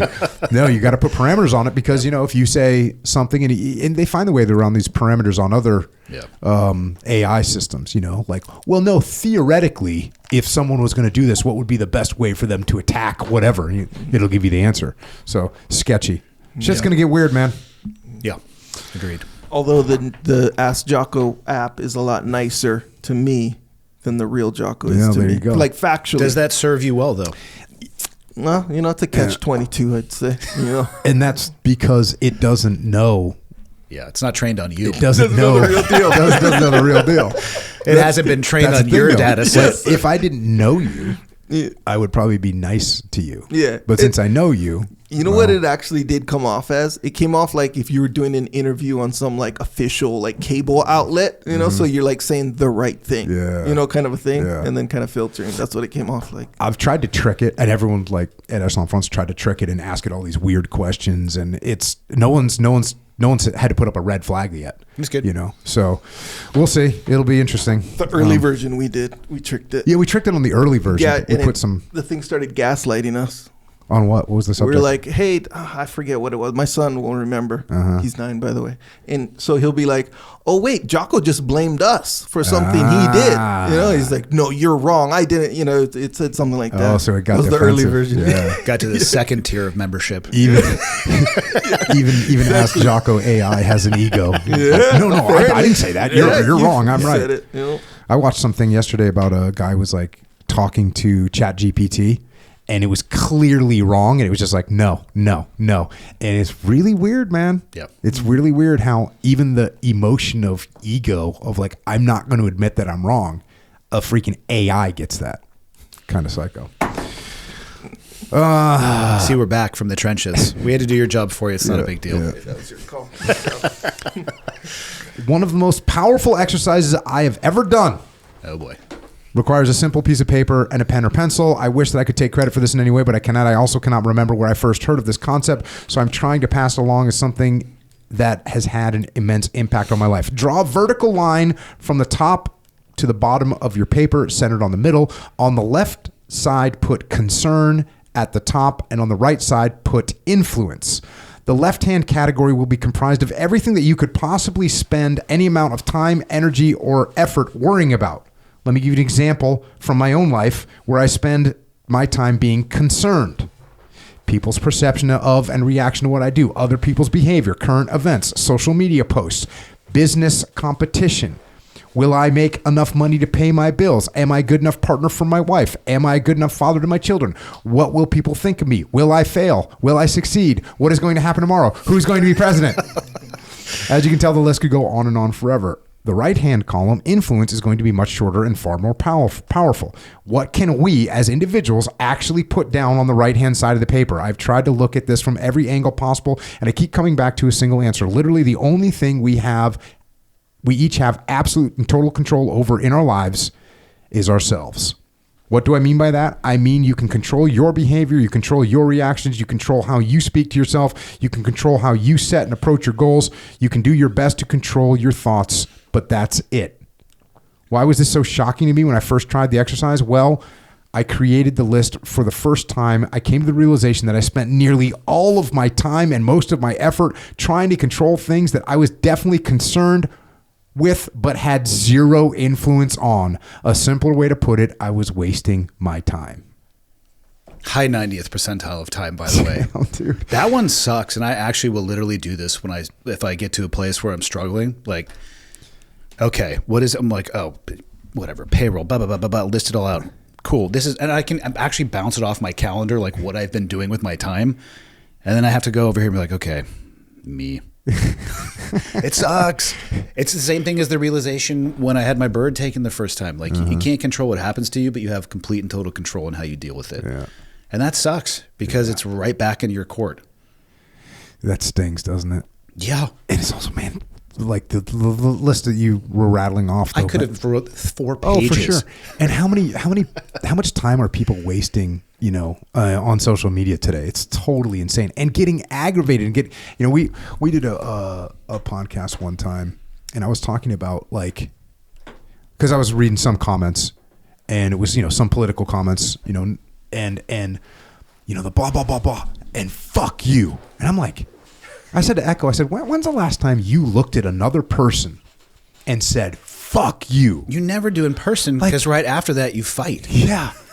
What does it take to get you to say that? Now, can you imagine you're in your house and you're looking at a computer screen filled with bots and your random stuff, and you get so freaking emotional that you write, fuck you. That's crazy to think. I don't have to imagine it. Just go online right now. It's like greetings and salutations. It's freaking crazy. It's insane. And they'll blame it on, well, this person did that or said that or this person or this. And that's all left-hand side of the category stuff. I wish I could say, well, actually pretty much nothing in that book that I wrote is of my unique creation because I don't think I've ever had a unique idea in my entire life. I try to repurpose things that have helped me. I don't remember when I found that, but it is, if people actually spend the time to do that, it's kind of, it's pretty shattering, especially if you think you have your stuff together, because the left-hand side of that column really sucks up a lot of time. And it doesn't do anything. Doesn't get you anywhere. No. Besides emotional, frustrated, wasted time. Or out of time, having accomplished nothing. Yeah, that's a rough one. That's a good tool, though. Freaking scary. And again, I'm reading the total highlights of this book. Get the freaking book, people. Order it. This chapter is called I Solemnly Swear. The horrors of war and combat are real. Fortunately, so is the treatment and help. Everyone has a cup. Unique in both dimension and capacity. Some can hold more than others, but eventually, if unchecked, regardless of who you are, it will overflow. When that happens, you will need the help of others. Thankfully, this country is bursting with patriotism. There are countless organizations, initiatives, and individuals lining up, ready, willing, and able to help. I can't imagine the struggle and pain that many veterans face on a daily basis. I know it is real. Hard numbers tell me so. I cannot fathom a place where the thought of taking your own life seems like the most viable option. But I know that for many, it is their reality. We will all have struggles. It is your choice whether or not they define you. Embody the principles and ethos of your previous service and face them head on. Many think that reaching out for help is weakness when in reality it is a sign of incredible strength. Although there is no shortage of outlets for help, the first step must be taken by you. It is not the responsibility of others and organizations to help you get better. It is yours. If it doesn't work the first time, try again. If it doesn't work the second time, keep trying. Giving up is never the answer. What a freaking crazy scourge that this has been for the veterans. Something that is almost like totally foreign. And I was talking to an old Vietnam SEAL after a SEAL killed himself, of one of our generation, and he was like totally irate on the phone with me. Like, what the fuck is going on? Why the fuck is this happening? And I'm like, man, he's like, we never would have thought about this shit. We never would have fucking done this. What is going on? And it's freaking crazy. He might have said that in the moment. If you look at the veteran suicide numbers, a lot of them are actually from that generation as well. And that may be as they're, my dad was in Vietnam. He's turning 80 next year, right? So it might be a little bit more as people are getting to that phase of life where their body is just painful and hurting. But I don't understand necessarily what's going on with it either. I think military service is absolutely a privilege, not a right. I think it should be very hard to get into. And if you go down that path, I think you should go into it with eyes wide open. But the trauma that will be associated with military service, it doesn't have to destroy you. And that seems to be the narrative. I hate the veteran broken toy narrative. Like if you served in combat, well, we have to make every accommodation for you. And the accommodations are great. And there are like 50,000 service-based organizations are loaded with cash that will help you. But nobody can make you do that. And you don't have to live with that for the rest of your life. I personally feel that whatever you would describe my experiences as, whether they were traumatic or scary or whatever it is, they made me a better version of myself. And I know that a true disorder, for some people, they can't make their way through it. But if you look at the data, it's about single-digit percentage that will have those lifelong struggles for life if they put the work in. So post-traumatic growth is just as important as post-traumatic stress, but almost all of that emphasis is on that front end and not on the tail end or focusing people on that journey towards that, because I do think it can make you a better person. Yeah, I absolutely agree, and I also think it can totally wreck you. And that's one of those things where you see, like, when someone has whatever little rupture in their system, right? And sometimes going through something hard can solidify that little rupture, and sometimes going through something hard like completely blows it apart and they get destroyed. And there's experts out there that can help you on both sides of that, though. Asking for help for guys, at least, and from our community, at least when we were in, probably not talked about, very much. I wouldn't say that there was like a stigma associated with it. I remember when I was getting out, they were really talking more about integrating family units and counseling and therapy and all of those things. And those things are all great. But if people think if they go to therapy and that's actually where the work is done, sorry, like that's where you get sent home with homework and you have to work on yourself. And it's a super long path. And some of the things that the country asks us to do are really gnarly. Maybe don't expect to be doing high fives and backflips on a rainbow, after talking to somebody for an hour. It could take years, but you also could be such a better version of yourself and therefore a better husband or parent or father and all of those things. I have never been told no when I have asked for help in almost every phase of my life. And somehow we have an incredibly large cohort of our peers that gets to a place that they either think that they don't have anybody to say I need help from, or they're not willing to. I don't understand it. Yeah, and I would say when I was I think I retired about 3 years before you. What year did you retire? 13. Yeah, so in 2010 I retired, and I don't even remember any mental health being discussed in any way. That's probably not good. Yeah. I don't remember anyone saying I remember we filled out some kind of a form before we left. Which I'm sure guys did super honestly. Yeah. Depending on what they had to do after filling out the form. Well, Tony Efrati's, he showed me his form that he filled out, and his opening line was, "This is a cry for help." So I knew that this was being taken very, very seriously, because he was not being serious. He was literally just making fun of the whole process, which is probably not the best thing to do, but that's what he did because we were having a good time. But yeah, I don't remember any thought that guys were going to need, help. Now I do remember guys that they got in trouble, and the thing is, guys got in trouble in the 90s. Yeah. Your jackass got thrown in jail in the 90s. You didn't look around and be like, well, I have PTSD from what? No, I don't. I'm actually just a freaking young jackass. Yeah. And at some point it makes it a little bit more digestible when they go, what the hell are you doing? I'm freaked out, or I was mad, or got whatever. And people start saying that. And then people are saying, well, is that an excuse, or is there something real here? Two things can be true. Yeah. And plus, how can you tell? Because you can't read somebody's mind. Mm-hmm. Yeah. How could they possibly have ever thought that with an occupation that asks us to do the things that they did, that mental health wouldn't probably be a component in that? Hey guys, you have a super normal job. And we're not the only people who struggle. Again, first responders, people who deal with that. Yeah. I mean, largely just, we'll call it trauma. The stats are what the stats are. I mean.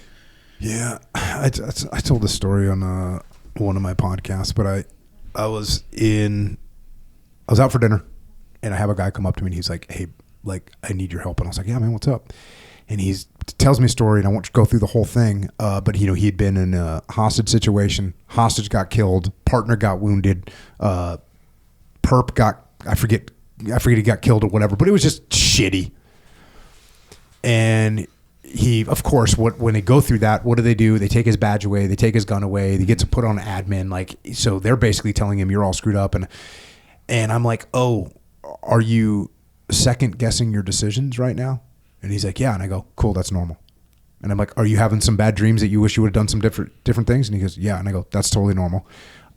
Do you think that everyone's looking at you like you did something wrong and you feel bad about that? He's like, yeah. And I go, cool, that's totally normal. And the look on his face as I told him, bro, this is just normal. You got in an incident where a hostage got killed and a perp, your partner gets wounded.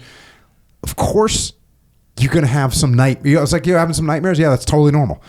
And I think for guys to recognize oh, this shitty feeling that you have, that's normal. And that is, to me, very helpful for guys to realize that. It's kind of like I used to tell fighters, taking them before they would fight and be like, oh, you know how you're super nervous right now and you've got bubble guts and all that stuff? And they're like, yeah. That's totally normal. Totally normal. It's totally normal that you're having that. And when you tell people that it's normal, people go, oh, okay. Oh, got it. Oh, when you're going into combat for the first time, oh, you're feeling nervous and scared? Yeah. Guess what? That's normal. It's okay. You got done with combat, you're home, and you're driving down the highway, and you're looking at this car that's trying to get close to you, you might want to drive it off the road right now. Cool.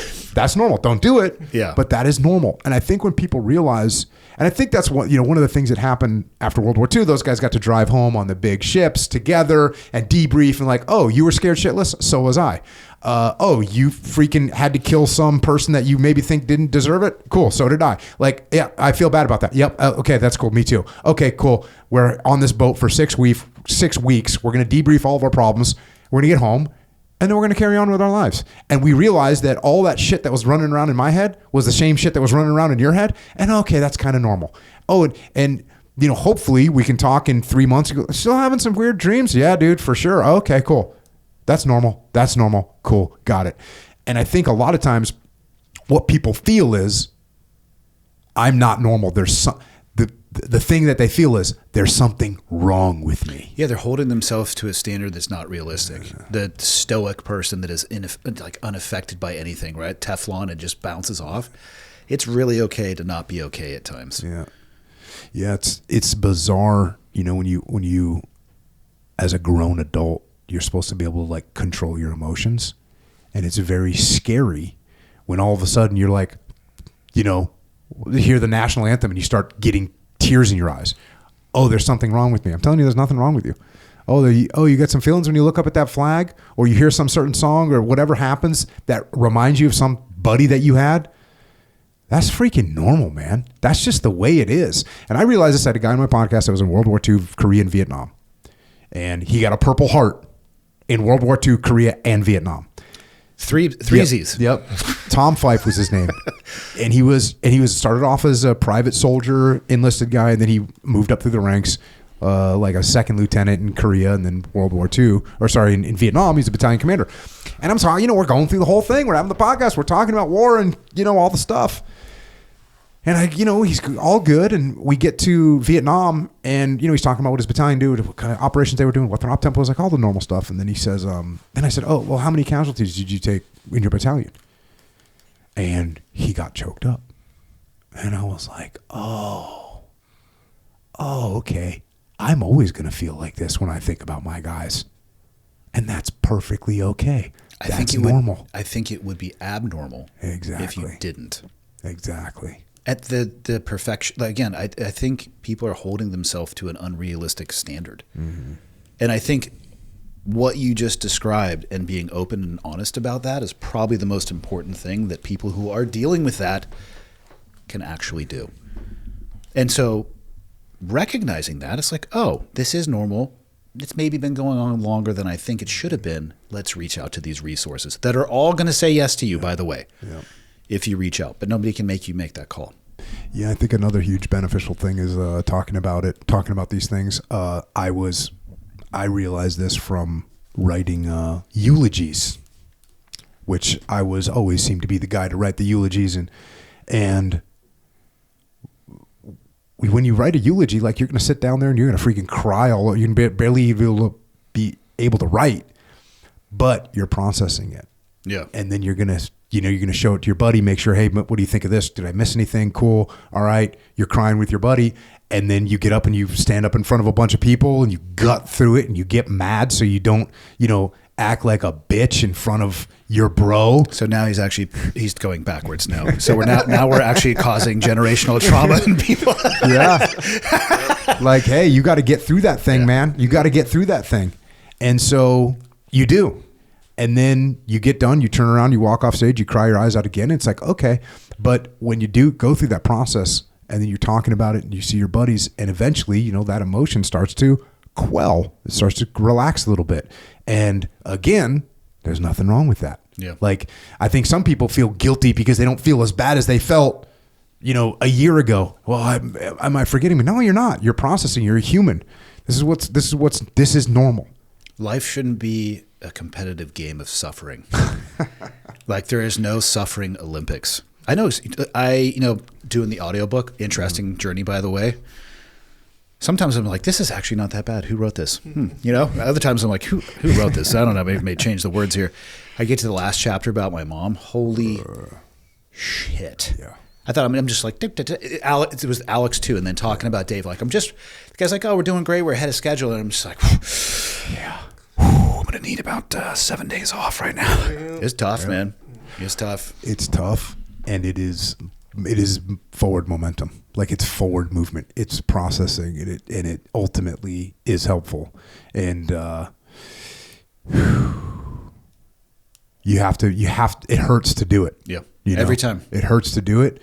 But if you don't do it, I think it causes way more hurt and way more damage. So I agree. Get it out there. this next section. Use with caution. And it says, not everything from the military is applicable to the civilian sector. Many things, whether equipment or systems, are not designed for and do not perform well outside the military ecosystem. Some things can be used with caution, and some things should be avoided at all costs. The ARR process is an example of what I believe has immense overlap and value, but that is not true of all things. In my opinion, the quote military leadership model is at the top of the things that should likely be avoided.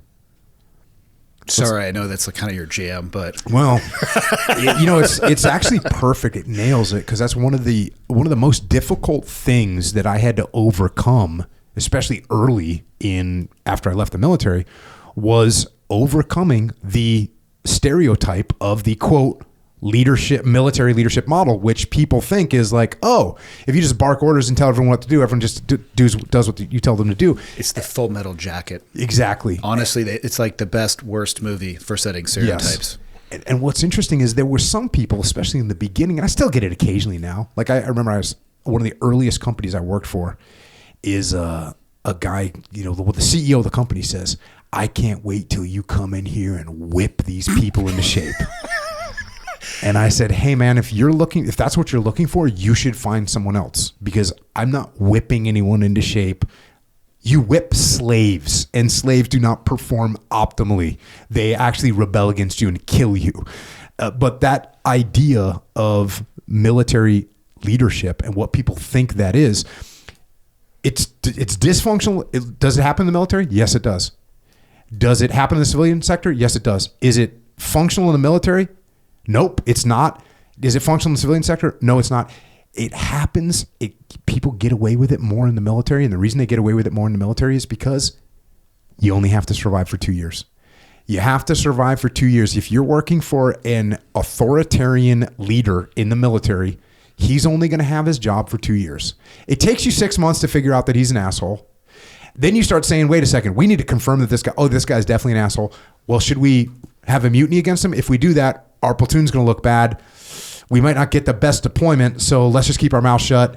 The guy continues to be an asshole. You still do a good job because you're a bunch of squared away guys. You accomplish whatever mission you get tasked with. You make your boss look good despite his terrible leadership, and he gets promoted. And that's what happens with oftentimes. Doesn't happen all the time. And usually generally speaking, that does cap out at some point, because you can only burn so many bridges and look out for yourself so much before you get that reputation. But in what you just described is nested what the civilian world can't see. Because all they see, specifically from Spec Ops, is success, success, success. Because I think I almost wrote your exact words. The team succeeds despite who the leader is. But the outside, it's like, you guys are tasked with doing the impossible, and you always succeed. So therefore, and this is the jump that they make that is a mistake, any leader in the SEAL teams, therefore, must be a great leader everywhere. And you guys have this secret sauce. And I worked for the best leaders of my life in the SEAL community and the absolute worst. And from if we were standing there out at quarters, you know this as well as I do, almost everybody at the command could be like, awesome dude, awesome dude, awesome dude, piece of shit. Mm-hmm. But in the picture, if you show that to a civilian, they're like, these are the most impressive leaders and warriors we've ever seen. Yep. And by the way, that's the guy that's in charge, and that's why they were so successful. And so if you think that, and again, there's something else too, and I've heard you talk about this a lot, so I know that you agree. It's the buy-in.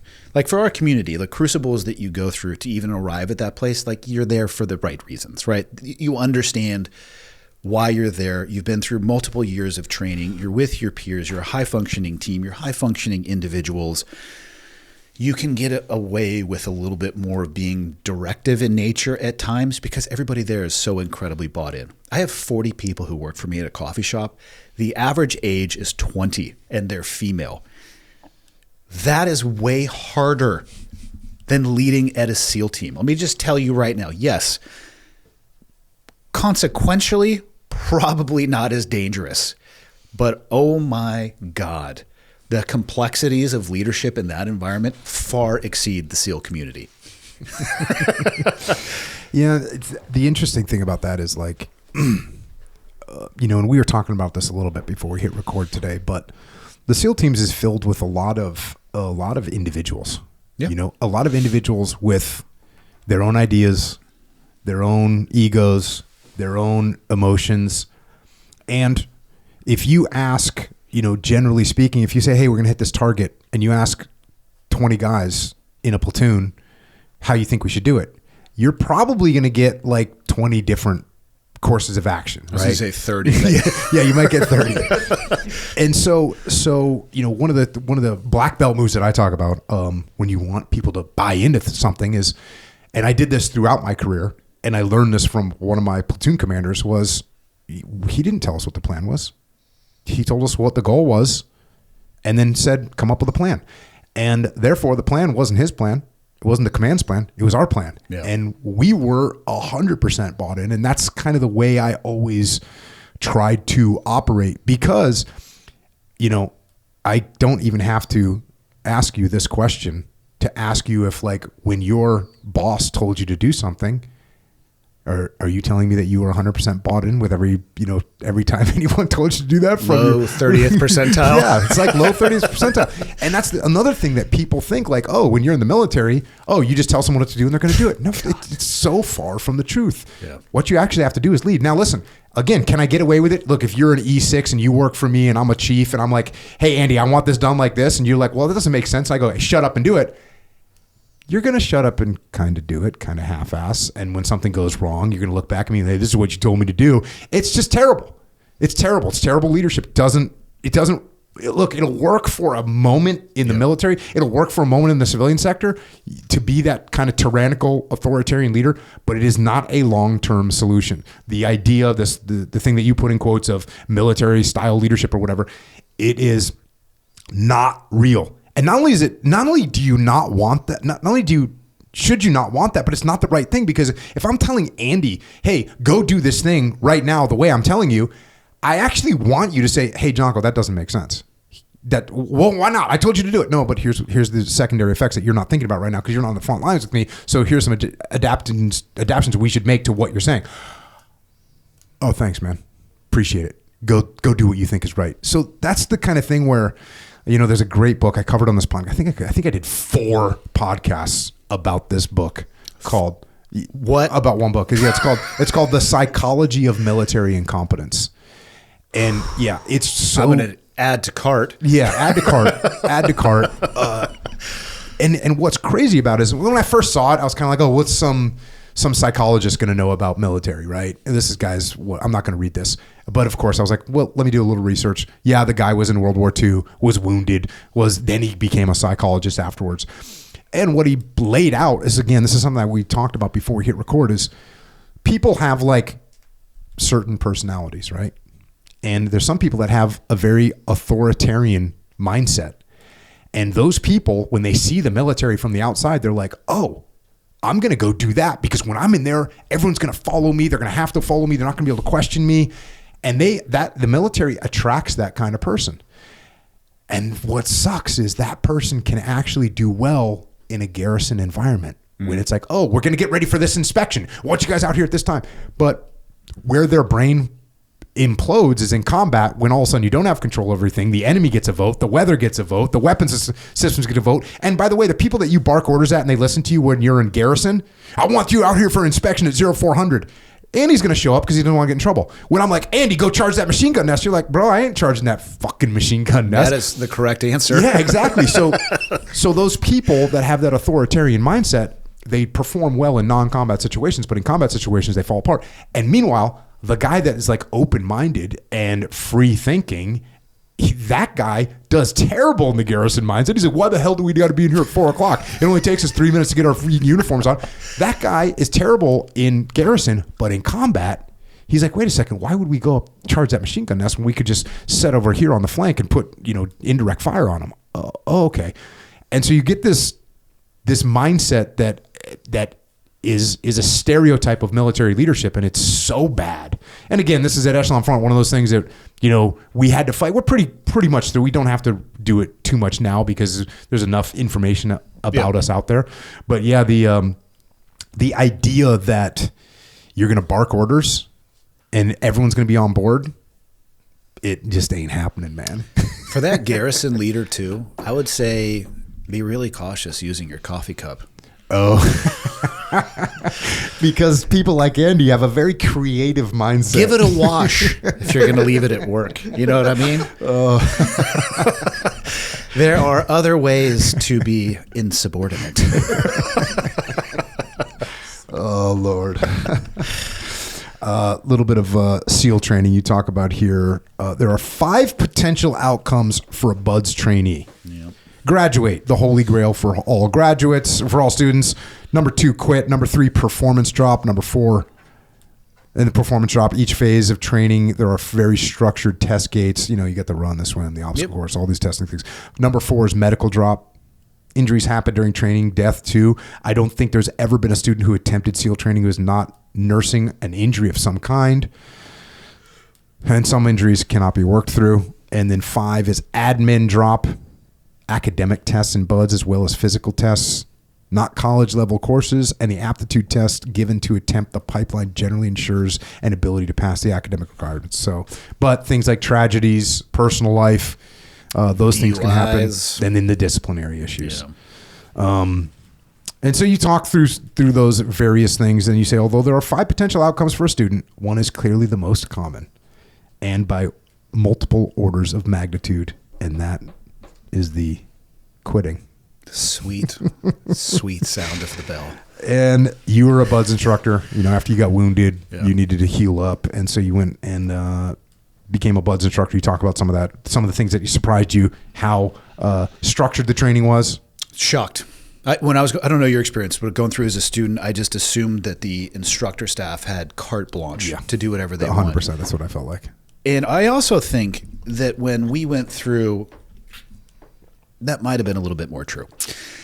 Or they were more the first remediation, to use the acceptable term, the term by Mike Mayer, who was beating the ever-living shit out of us at the time at the 618 barracks on a weekend. He used the term beating. We were there for hours. So he either was operating outside of the purview of the CO's desk, which is what I think it was, or out of the guidance. But every day is basically a 3-ring binder. I was shocked. Yeah. You know, you're out there in surf immersion, like you're going to be out here forever. And, you know, at nighttime, the lights are on facing the students. There's a suite of doctors back there. Like there's a guy over checking the temp and an instructor like, well, we got 6 more hours that we can have you in the water. But then a guy whispering in his ears like, you got 90 seconds. And then you got to pull them out. All right, berm sprints, which you think that you're punishing them, but you're warming them up. So you know what I mean? So there's a lot of stuff that you think that they're just making up, and it's literally just, okay, 1 Alpha, then we'll do 1 Bravo, and then work our way to 1 Charlie, and it's shocking, actually. The thing you were talking about with Mike Mayer, that they had a name for that. It was called extra BUDS, which they didn't call it that when I went through, but I have heard that term, and I think that got tightened up in the past couple of years. The extra BUDS was becoming very, very extra. The curriculum works. Yeah, the job of an instructor is to apply the curriculum. You don't need to do anything on top of that. Mm-hmm. I mean, it's been the same since whenever the training started, largely. Mm-hmm. It works. And then the injury rate, you talked about how that surprised you. Shocked me. Yep. Well, you never, as a student, if somebody either quits or get hurt, you just disappear. See you later. Like run into Echo. I mean, this scenario would definitely play itself out. Echo and I would be running to Chow, chatting. You would stop training after Chow, so I'd run back and have a conversation with Jocko because we successfully made it through. I would, in that scenario, I probably would never think about you again or ever see you again. And that's just the way that it was. It's not like you're just it's an individual team journey, right? Mm-hmm. Like you need a boat crew, but it's your personal journey to get through training. You just don't see the guys. Mm-hmm. You get a lot of time around the injured people as an instructor because they augment the classes. But man, the obstacle course chews people up.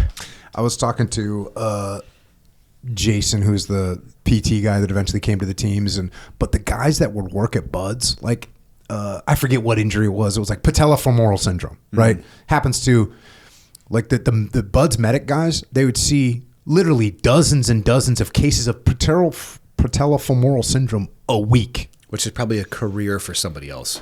And and he said like in the guys that work in professional athletics would literally see like one of those every 6 months, and here you see patellofemoral syndrome, dozens of cases a week. Yeah, because that's what the grind is there.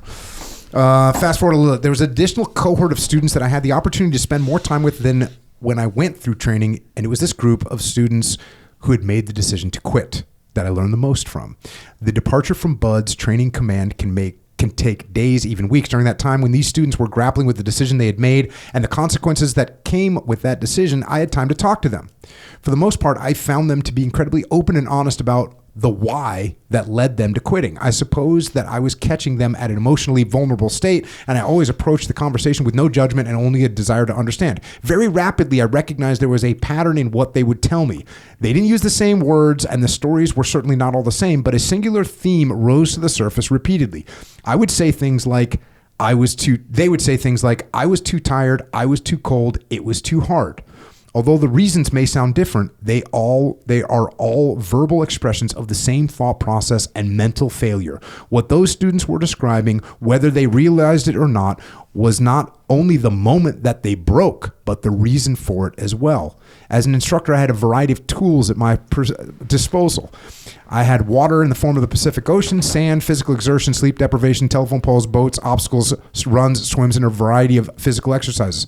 I could also combine those tools, assuming I stayed within our acceptable training guidelines. What I came to realize over time, especially time spent with students who had quit, was that it wasn't the tools used in isolation or even in combination that drove students to the point of making the decision to quit. It was the students themselves. What these students are describing is the exact moment in which they allowed their view of time to override their decision-making process. They are describing the moment that they, the student, allowed the optic and lens on their goal to be forced open to its widest possible aperture, and then decided that the distance between where they were and where they wanted to be was too much. They stopped focusing on where they were and started focusing on how much further they had to go. If the lens gets wide enough and the distance seems far enough, a tsunami is coming. If you let it, it will smash you into the rocks, and before you know it, the bell will be singing you a lullaby. It's honestly as simple as that. Yeah. Shockingly enough, it's the world's best laboratory on why people quit. And it was, I mean, not every student, sometimes the life happens, but almost always I couldn't take it anymore. I quitting on Monday of Hell Week, I couldn't make it to Friday. Quitting on the second day or first day of first phase, which to this day still shocks me. Like, what the fuck did you think you were signing up for? At least make it to the lunch of the first day. Do you think I'm joking? Yeah. I am not joking. It sounds funny, that's all. If you're not a student, it is funny. But like, what? God, paper could be written on what you thought this was going to be. It's all versions of I just couldn't take it anymore. And once you realize that, that's all I would do, would just talk to students. Like, man, you look cold. And it'd be Monday of Hell Week and my watch is set to Sunday at like 2 a.m., you know, so because they're looking at your watch too, like, yeah, guess what, dude? I was a student also. Like, man, we got a lot more to do. We're going to be here for a really long time. Did you catch that, Echo Charles? So he would set his watch back so they'd think 4 hours had gone by, but it Do you know how I learned that trick? Because instructors lied to me too. And as with all good generational trauma, it is passed down. I mean, you could scream at the students, you could get them physically exhausted, but it's if you can get them to a place where they start asking themselves, how much longer can I do this? The likelihood of them quitting just went through the absolute roof. Shocking. And then once you get one, and other people, especially if they have put some level of faith into the guy who just quit, if he can't do that, what am I not paying attention to? If he can't do it, there's no way that I can. That's all it is. It has nothing to do with any of the tools. It's just the student is actually the student's worst nightmare. Mm-hmm. It's the most powerful tool you can use against them. And that, to me, applies to everything in life. How would you PID like a weakness? Like physical, or are we talking like mental? Would you just pretty much every guy in the class, you'd be like, hey man, this is going to be a long week. Yes. Multiple times.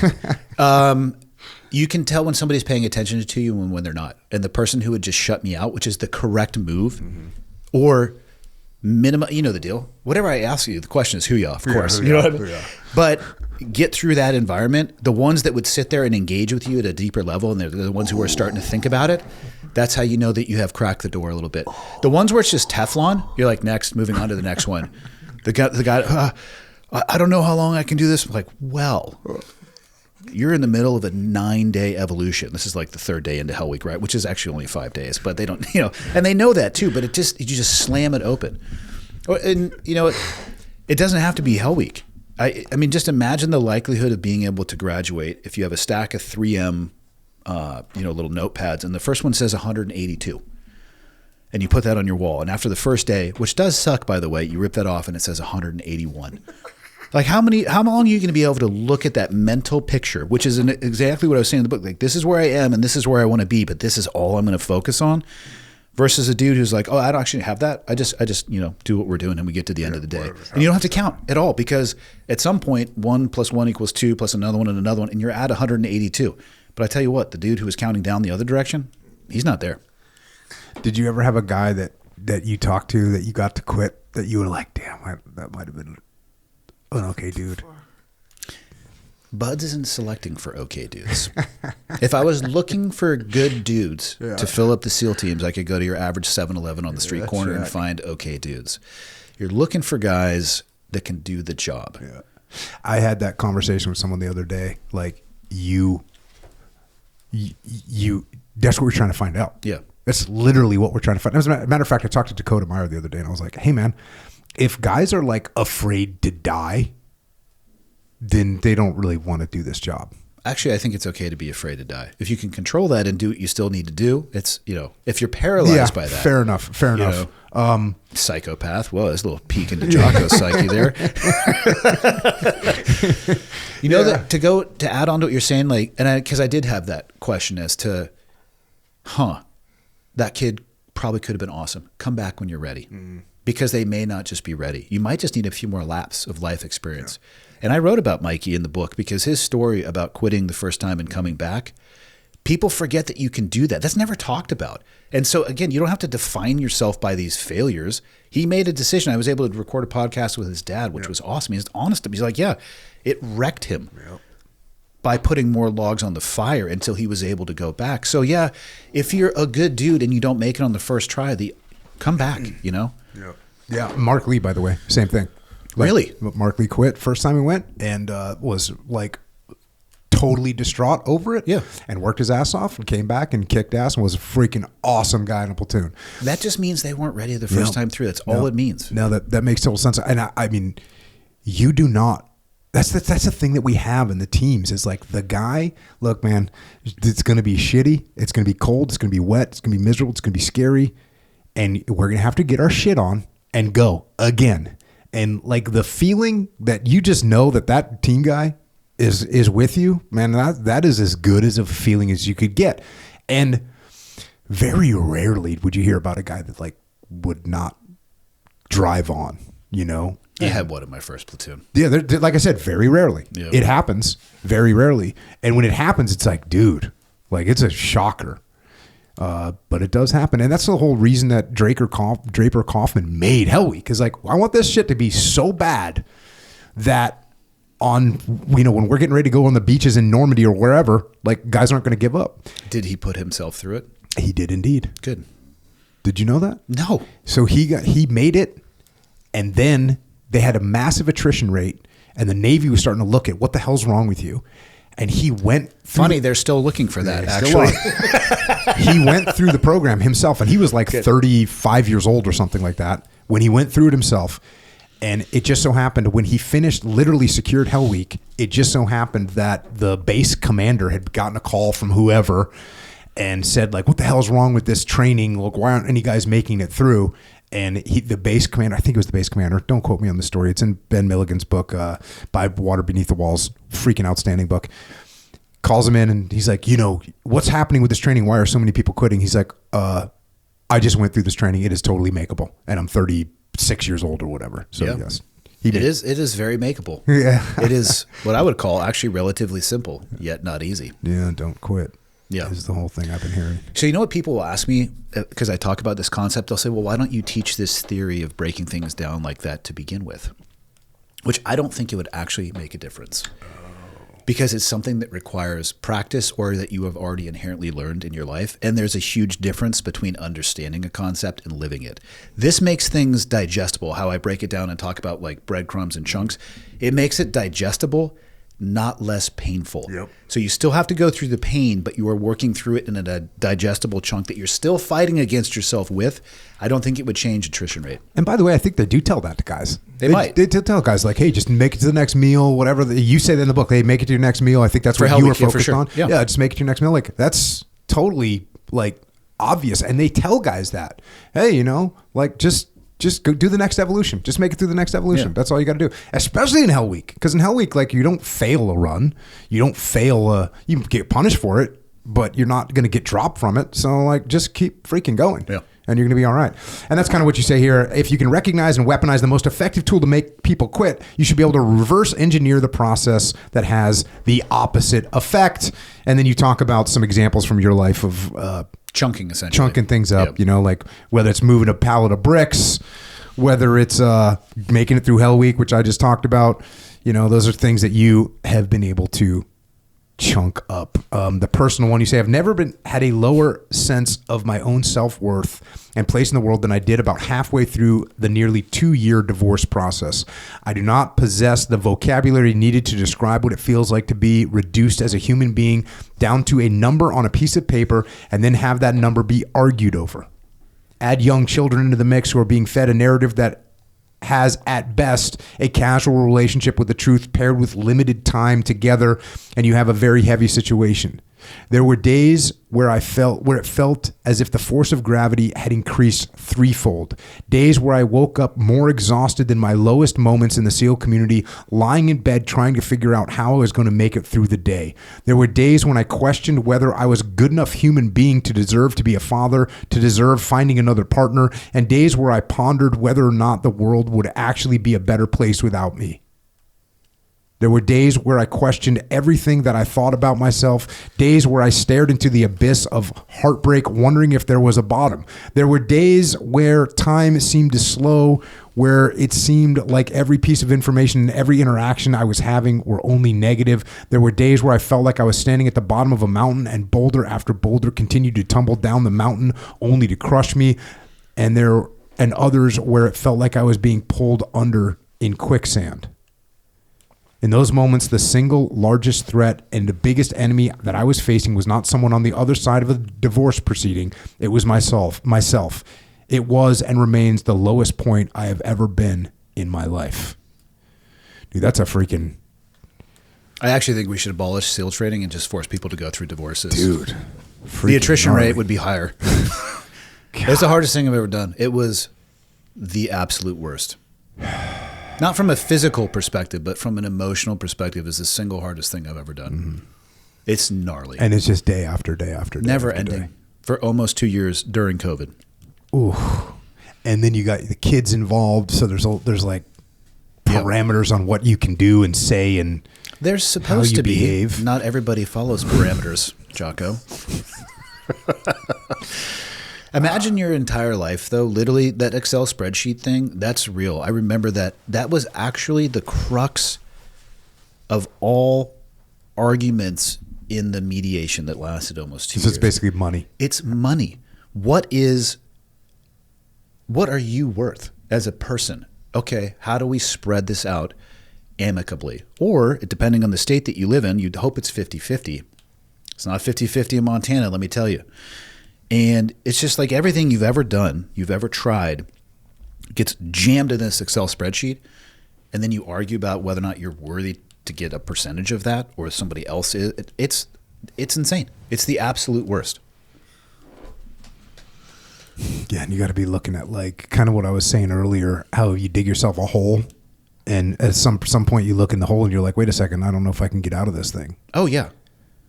Oh, I didn't even know where the top of the hole was at the end of that process. Yeah, there's not even any sunlight. You're just like, okay.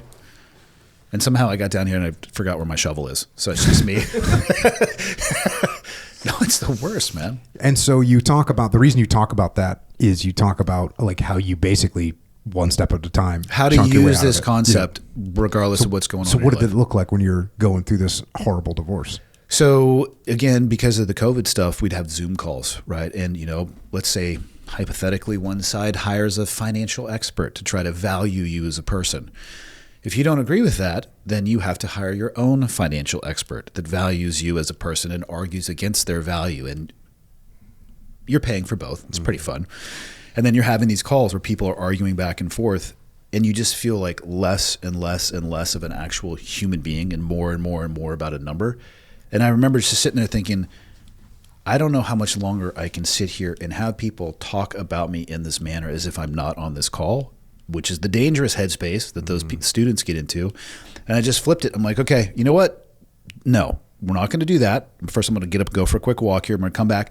I'm just going to get through this call. This call sucks. I'm going to get through it. We'll see what comes next. And not think about the remainder of the week that had 3 more days that were scheduled for calls exactly like that. One step at a time. God. Yeah.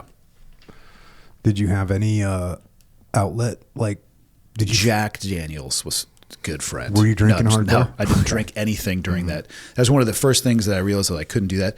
Jiu-jitsu. Mm-hmm. People are like, why did you go train for like 7 days a week and 4 times a day? Yeah. Hell yeah. I mean, honestly. Yeah. No, yeah, it was during that. It was right during that time period. And again, couldn't travel very much. Not that jiu-jitsu was supposed to be happening, but I mean, whatever. It's a social club. It's hard to say what was going on behind the door. And there was a group of people who took health very seriously, and it's like, hey, if you're not feeling well, don't come in. And we would get together almost every day and just train our asses off.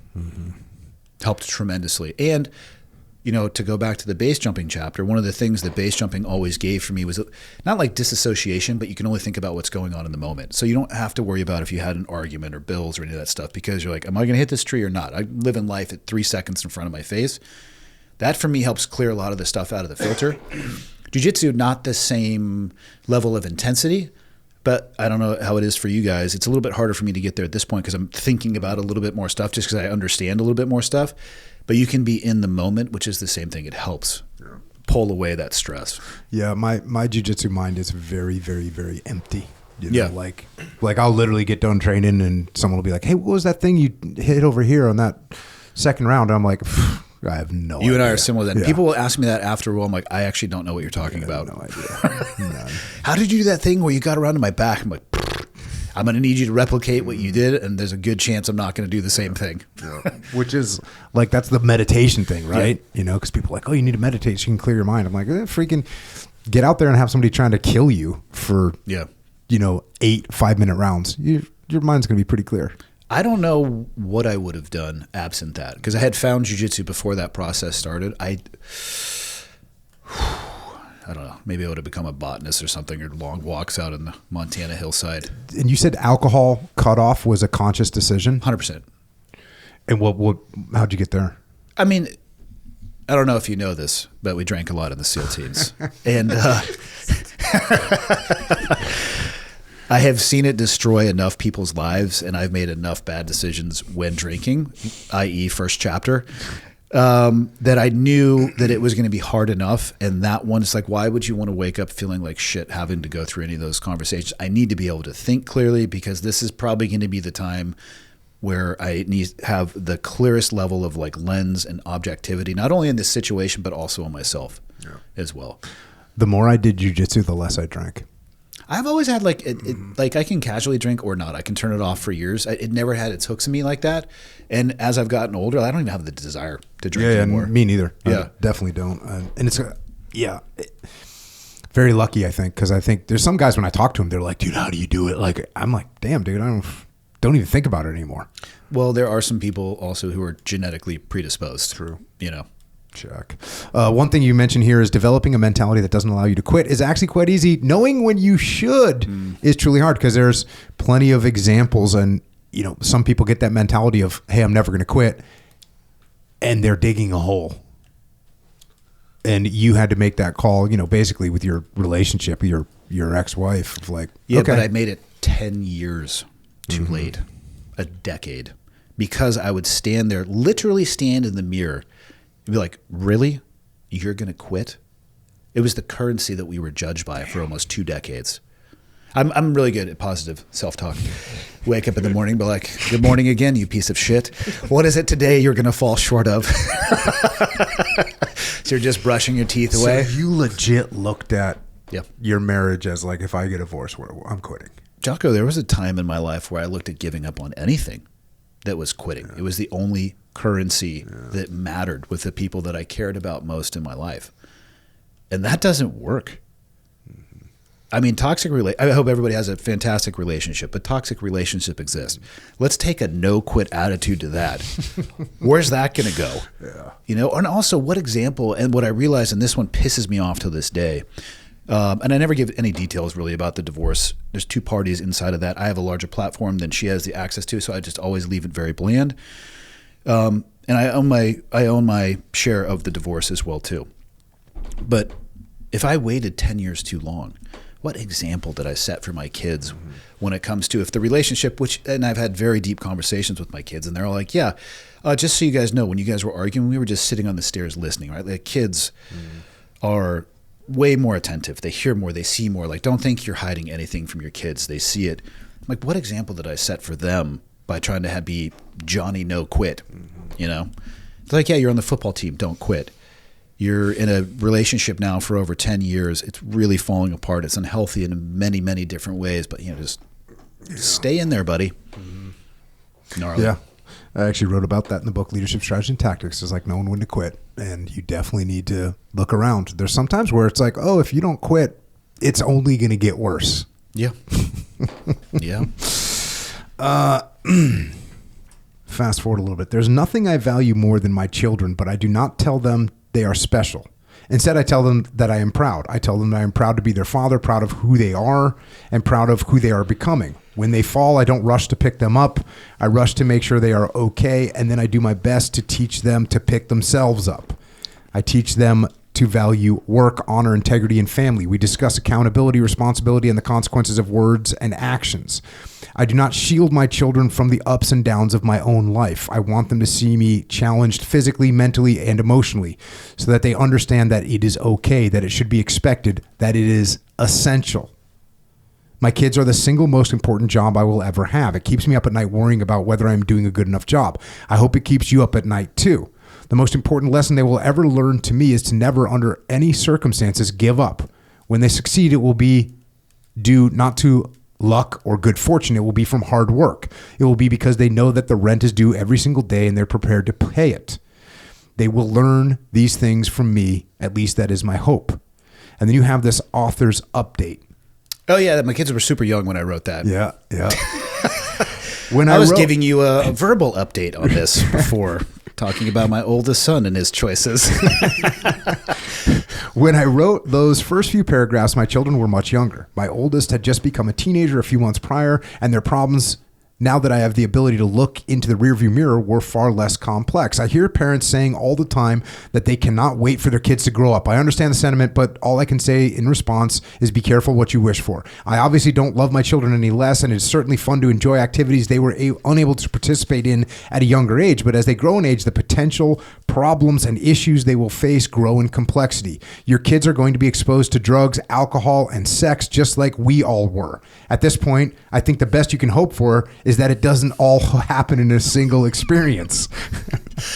Their social circles will develop into an influence that dwarfs your ability as parents, and they are going to be connected to them nearly 24/7. I heard an amazing quote recently about smartphones, and that is something that I think all parents should consider, especially when your children approach you, because everyone in their friend group is online and they communicate via social media apps. When you give your children a smartphone, you are not giving them access to the world. You are giving the world access to them. It is a terrifying concept, and it is 100% true.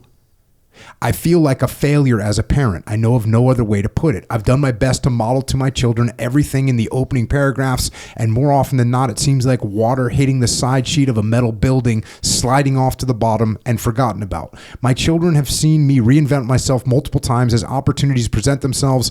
They have seen me at my low points and when things appear to be going well. I do everything I can to model an example of hard work, doing what needs to be done to allow for us to live the life I think we want, spending the time needed to accomplish the work that needs to be done, sacrificing personal wants and desires to make sure that they have what they need, and being responsible with my time, energy, and effort. They have seen me sweat, bleed, cry, succeed, and fail, and yet it seems like the majority of the lessons I am trying to pass on them are lost or just simply discarded. I do not want anyone reading this book to think I have parenting figured out, or that I am even a successful parent, because I truly do feel like a failure. The more I try to help, the worse things seem to become. When I step in to be of assistance, it often ends up being an opportunity to be taken advantage of, or at least that's how it feels. I have 3 children, each on their own unique trajectory. I know they will find their own way in life. I just no longer know how much of an impact I am able to have on them. It is so easy to write those first paragraphs talking about parenting in a virtuous manner, laying out a playbook for developing the perfect child, prepared for life and ahead of them and ready to tackle any obstacle. For the parents out there struggling, I feel you. I'm right there with you. And maybe this is the way it's supposed to be. Maybe this is the only way it can be. Children sharpen their teeth on your bones. Yeah. It's, I remember like we've been doing this podcast for like 10 years. And so my kids 10 years ago were kids. Yeah, they would do what you said. Yeah. To a degree. The funny thing is, I didn't really talk about parenting. Yeah. Because, I remember telling Echo, like, dude, the jury's out, bro. Like, who knows? Like, you don't know what your kids, and I had new people growing up who had kids, man, that just completely went off the rails. Yeah. And I mean good people, good families, good people, the best like parents. If you drew out what a perfect parent would look like, these are the kind of parents, and they'd have 3 kids and 2 of them would be totally on track and having great lives, and 1 kid would go completely off the rails. And I mean like heroin addiction, like the worst thing, jail, like the worst things you can think of. And so, man, it's a tough job. And to your point, like the amount, and some people get so freaking bent out of shape when I say this kind of thing, but like the amount of influence that you actually have is very hard to judge. It decreases over time. That's for damn sure. Yeah. You know, I think I've seen my kids kind of, like I would say come back, you know, like I think that's the way, because as soon as they go to school, they're actually with their peers more than they're with their parent more often. And that's where I say it starts to shift. Mm-hmm. But I have found with all 3 of my kids, it's 2 out of my 3 because they're a little bit farther in the journey. They do come back. Mm-hmm. But goddamn, that ship drifts over the horizon for a little bit. Yeah, and that's, you know, I always say, you know, you got to let your kids brush up against the guardrails of failure, right? Like they're going to make mistakes, they're going to do dumb things. And another thing is people think that their trajectory of their kid is so permanent. Like, you know, I can't believe my kid, whatever, doesn't like jiu-jitsu. Like I've had that conversation with people. Had that freaking conversation with Echo Charles. You know, he's like, dude, you know, I brought my boy in here yesterday, and like, dude, he just was like, didn't want to train at all, and like, I don't know, like this is, you know, like what? And I go, Jesus, I go, how old is he again? And he's like, 6, and I'm like, bro, freaking chill the fuck out. Yeah, he was 5, dude. But that's the way people feel. Like they feel like, oh, this is it. They're off they're never going to train. They're going to be good. They're going to be a bad human being. It's like, no, dude. Actually, it's not that big of a deal. And kids are going to hit the guardrails. Look, there are some times where your kids are going to hit the guardrails with such force, they're going to die, or they're going to like really ruin their lives. And that's where parents step in. And that's, if you're there, yes. and that's why you put, in my opinion, all that equity up front. So because a lot of the times when they're going to hit those rails, you're not going to be there. They're going to be more with their social circle in those drug, sex, alcohol moments with poor decision herd mentality. That's where the equity comes in. And it may not be enough, right? Like horrible shit happens to people and their kids, but it also may be enough to change the trajectory of their life. So you can't give up on that front end just because you don't see it right away. But I could not put that in there without the author's update. Because how easy. just virtuously do these things. Wake up every morning and wear your robe and go out and harvest your own oats and make it for you. Like, shut the fuck up, dude. You're like barely trying to get the sandwich in the kid's face on the way to school and like doing the absolute best you can. And as it gets older, their personalities develop more, their interests develop more. They want to be with their friends more than they want to be with you. Mm-hmm. Yeah, it's I don't know how my kids will respond to, like, I feel like it's being ignored or taken advantage of. But the reality is that's what it feels like on the receiving. I'm just being honest about my journey through parenting. Yeah, it's weird. I had Rana, my middle daughter, on this podcast, and man, it was good because, like you said, there was no me being able to say like, oh, and then I did this great move as a parent, and then I did this other great move as a parent. I was like, no. Let me tell you how bad I screwed this up, and I screwed up bad. One small example, taking a 6-year-old girl and bragging to your friends about how heavy she is and being like, oh wait, no, lift her up and feel how heavy she is and how dense she is. And like, you literally in my mind, just truly stoked that my daughter is like a mutant, and me thinking how cool that is. And her as a 6-year-old little girl thinking, oh, I'm dense, I'm heavy. Like, that's just fucking awful, man. Yeah. And, that's what I did. And then, of course, I forced jiu-jitsu down their throats. And then, I always talk about the jiu-jitsu thing, but that wasn't the only thing. It was like, academics, like, this is what you're going to do. This is what we expect, like all those things. So I definitely went overboard. And I will say I kind of caught myself, right around, I guess the girls were maybe like 11 and 9 or something like that, maybe 10 and 8. But like I was like, oh yeah, this is not going the way it should be going. This is not going the way it should be going. And the same thing with my son. I was like, brutal. Yeah. With him as a kid, where it's like, what you think you can be with boys, but damn, you can mess them up too. Yeah. And so it is a really difficult thing. And this is what I've discovered, though, is to the best of your ability, believe it or not, the way you interact with your team should, as much as humanly possible, mirror how you treat your kids. So for me, what that meant was like if you worked for me, it was, hey, you're responsible for this. Hey, how do you want to do it? You make it happen. Here's the end goal we're trying to make. Hey, here's the parameters you're allowed to work within. Don't do this, Andy. Don't do that. Okay, cool. You got it. Cool. I trust you. Go get after it.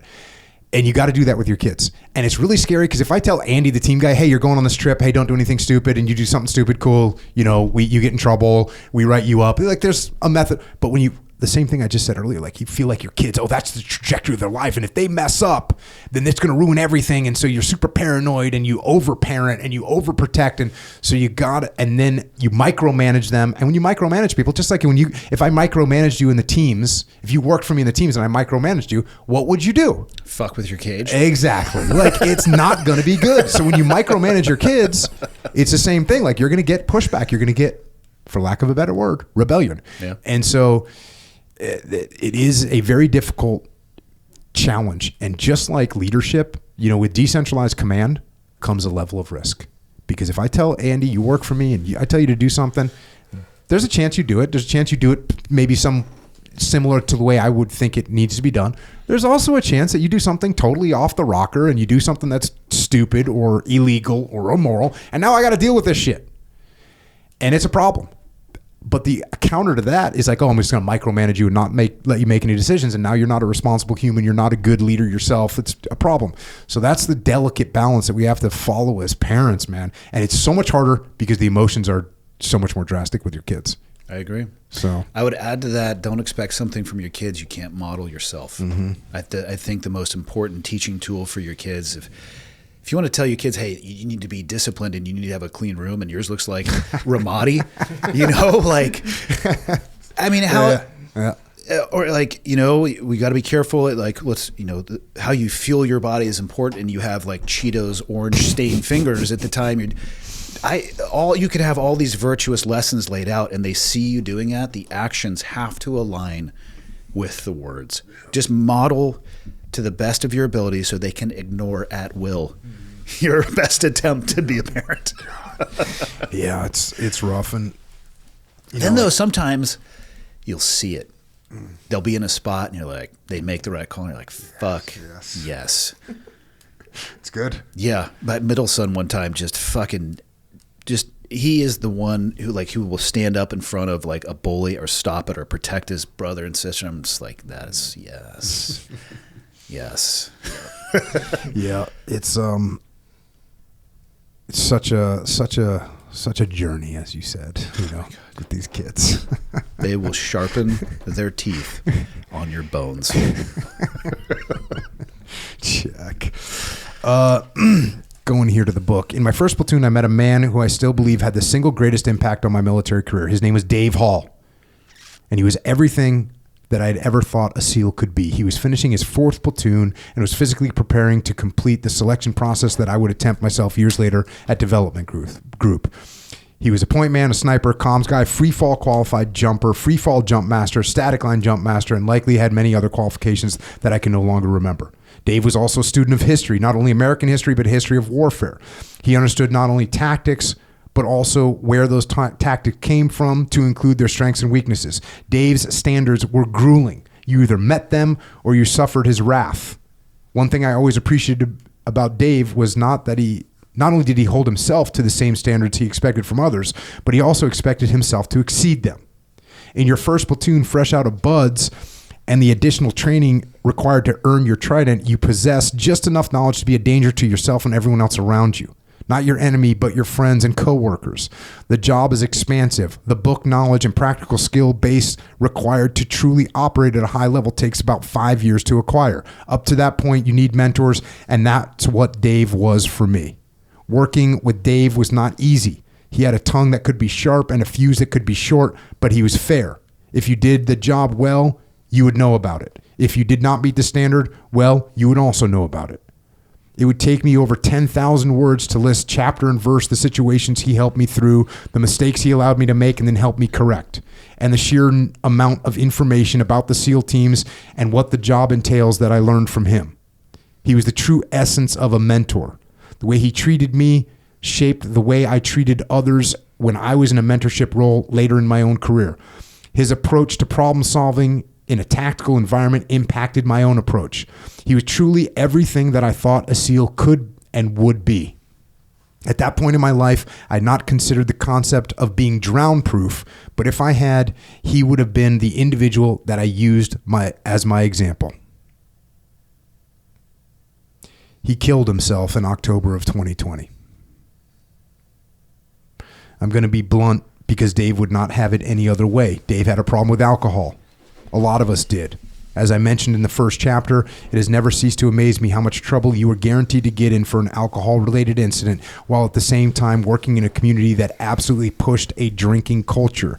You won't find that culture anywhere in doctrine, and I can only speak for the time period that I served, but it was there, and it wasn't hiding anywhere other than in plain sight.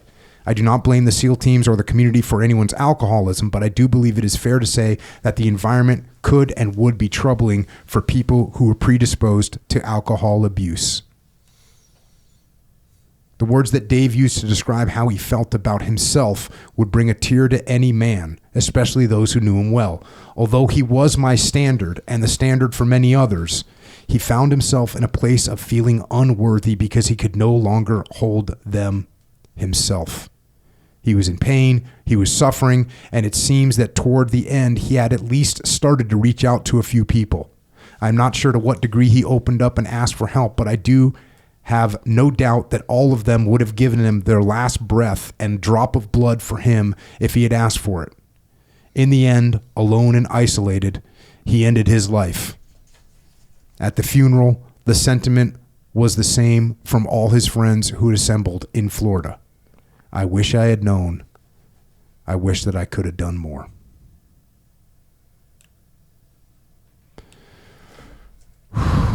Suffered in silence for years.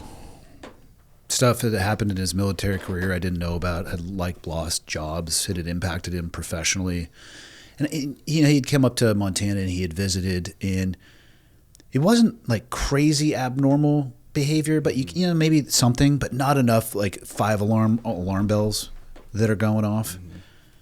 But yeah, I mean, for years, he legitimately is what I would consider to be the standard for a team guy. He was that for me in my first platoon. Like, fuck. I was a comm guy in my first platoon. And this is funny because this ties back into when the skipper gave me my bird back. We were in Korea at Foul Eagle. And I was part of a reconnaissance element. We were swimming out of a Zodiac to overwatch a vessel. Very, very traditional SEAL skill set here. Good song. We decided not to wear wetsuits, so that was a really chilly evening. God.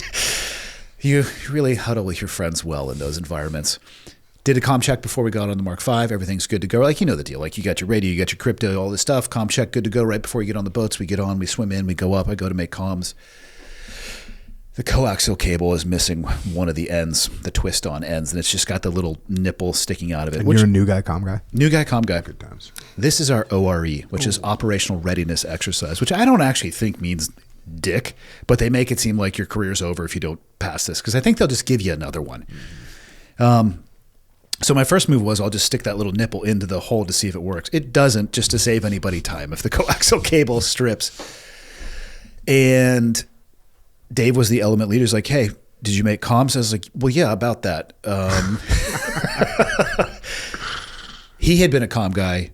And again, you know, not only like the understanding of tactics, like he was a student of history, but he was like the comm guy who could tell you, well, this is the frequency you need. He's like, in this situation here, they'll tell you in the book you should use a reverse dipole. But actually what I've really found is an inverted V bounce off the stratosphere. And I'm just like, huh? Well, like he's that kind of guy, right? Like he knew his shit because he was the standard. And I was like, Dave, I can't make comms. He's like, what are you talking about? He's like, just go point the goddamn antenna at the satellite and make comm. I'm like, the coaxial cable isn't working. And of course, at that time, we had a backup HF radio as well. All three of these pieces of gear were in my backpack. HF, SATCOM, crypto, probably a Kick 13 that I had crippling anxiety about losing several times during that operation, which wasn't even real. And we had a lane grader who was there with us too, which is just like a cadre member that's watching us. And instead of jumping down my shit, for the next 4 hours, he showed me more about HF comms in an attempt to make, all sorts of stuff, layering things out, trying to get angles, working through frequencies, trying to take apart the coaxial cable. It was insane. Never got pissed. And at the end of the day, we never solved it. The lane grader hopped on their walkie-talkie and was like, hey, go back there and just get them a coaxial cable, because there was supposed to be a follow-on combat swimmer operation. And you could go so many different ways there, right? Like, crush the new guy, you're an absolute piece of shit. And instead, I still remember like him talking about the math and the formulas and layings. I'm like, to this day, this is almost 30 years ago that this happened. We get the coaxial cable. Shockingly enough, you point the antenna at the correct satellite and comms really start working. So we go through all that. Later that night, I get my Trident back. But that's just the guy that Dave was. Like, he could have solved any of those situations. He just needed the right tool. Like, his knowledge base, his standard, physically fit, always, at the range, top tier in everything that he did, understood, like breaching, jumping, comp, like all of that stuff. And then to come to find out that, and again, this is my words, he didn't ever verbalize this to me or anybody else, but it seems like he got, and based off of what some of the written words that he left behind, that he couldn't live with the idea of not being able to live up to his own standard. And it took him to a place where he killed himself. Do you ever see the movie There Will Be Blood? Yep. So the first time I saw that movie, I was like so into it, and in the end, you ever seen the movie Echo? No. So there's like Daniel Day-Lewis, and he plays this like totally control freak, manipulative, just businessman that's doing the oil thing and making everything in his world work for him. And then in the end, it's like the whole movie's like that, and in the end, he's an alcoholic and he like kills another guy drunkenly. And when I first saw that movie, I was like, this is stupid. This is ending ruined it, because it did not compute to me that someone that was that smart, that manipulative, that much of a control freak would ruin their lives with alcohol. And, boy, was I wrong. Like, you never know what's going on in people's lives, man. That's the lesson that I took from that. And saw people that I hadn't seen in years, and almost all of us were just like, did you have any idea? Mm-hmm. Did he ever reach out? And because I would do anything for him, and I wish I had done more, and I wish I had paid more attention to, I guess, what could be seen in hindsight as the warning signs. But would have been what I wrote is true. If there had been somebody who I based the title of the book off of, it would have been him, because he just got shit done, regardless of what was going on in his life, until he didn't. You know, the guys that have killed themselves, I'm trying to think. Almost all of them, I was kind of, there's not one of them where I go, oh yeah, well, I see that thing coming. Yeah. Like, it doesn't seem like, I can't think of it off the top of my head, oh yeah, that guy was in a rough place, I could really see that coming. Like, no, it's like guys where you go, wait, how did that happen? Why? What are you talking about? That guy's in the right spot. Damn, we've had 2 SEAL team commanders kill themselves, which is like so hard to understand. That's the best job. You know, you're the commander of a SEAL team. You know, like, man, it's so hard to understand. But then again, I go back to that there will be blood, and what you just said, like, what is going on in someone's head? It's really hard to understand. The other thing is what things look like inside people's own heads. Like, I used to talk about the fact that, you know, you get someone that's like, you get some young team guy, and he's going out with some idiot stripper girl that's like causing all kinds of problem in his world.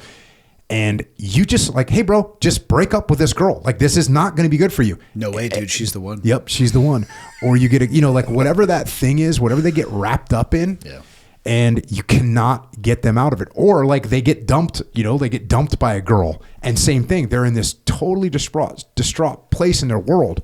And you go, hey man, like there's another girl, like go find another girl. And they cannot like get out of that.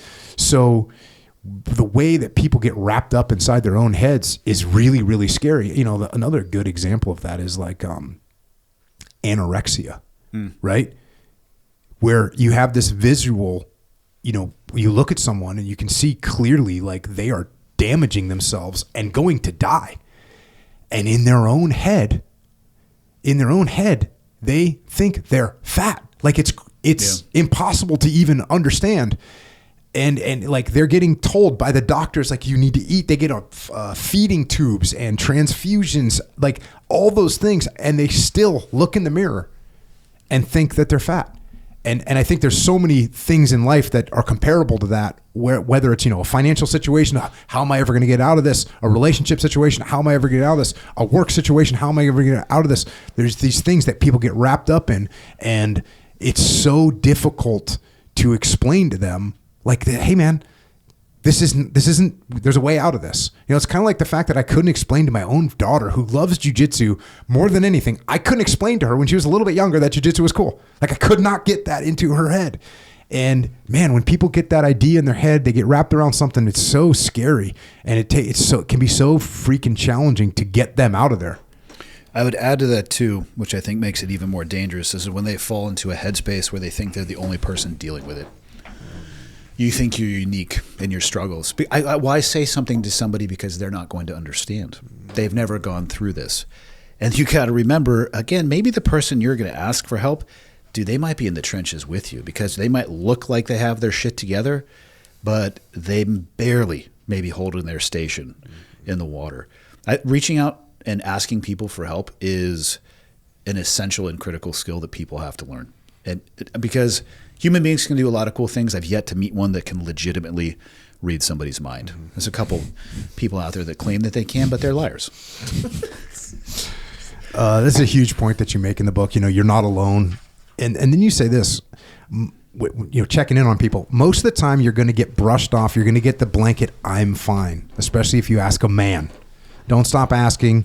When I've asked these questions, I open the conversation with how much I care about the person, what they mean to me in their life, and how I am concerned. If they continue to blow you off, they will continue to blow you off, but they will have no doubt that you care and that you left the door open and the light on for a conversation in the future if they need someone to talk to. I didn't have those conversations with Dave, and I know I should have. I don't know if it would have changed the outcome, but I know he would have understood how much I care for him, how much impact he made on my life. My opportunity is gone. Please learn from my mistake and don't lose yours. I can imagine no worse feeling than thinking you are alone in the ocean with the weight of the water pulling you under, gasping for air, and not recognizing that right behind you is a lifeboat full of people watching, holding a life preserver, and waiting to throw it to you. All they need is for you to see them and to ask them for help. Regret's a bitch, man. I wish I would have had more conversations. Yeah. It's tough with guys. And the difference between, hey, man, what the fuck is wrong with you? And like, hey, dude, like, let's go for a walk.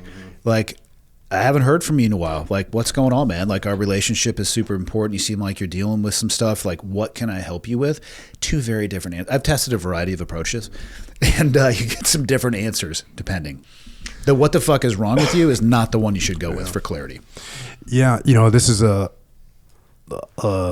problem that I have is human emotion.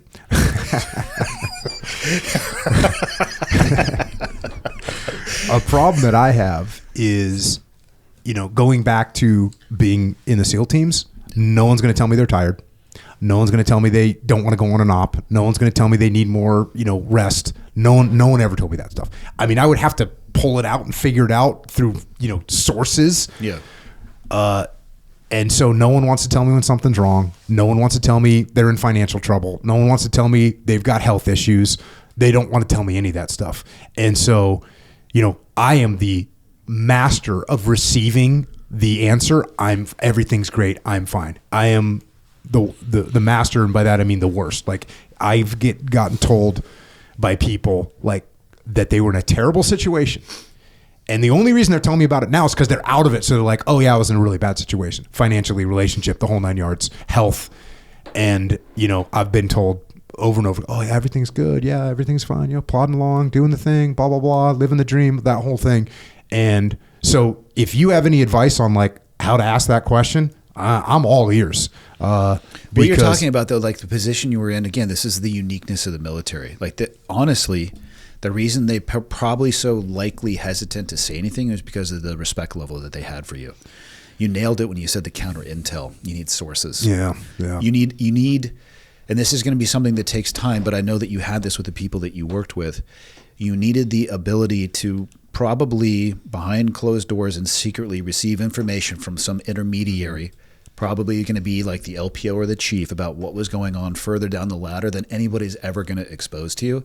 The hard part is is how do you take action on it without disclosing how you got that information and shutting your sources.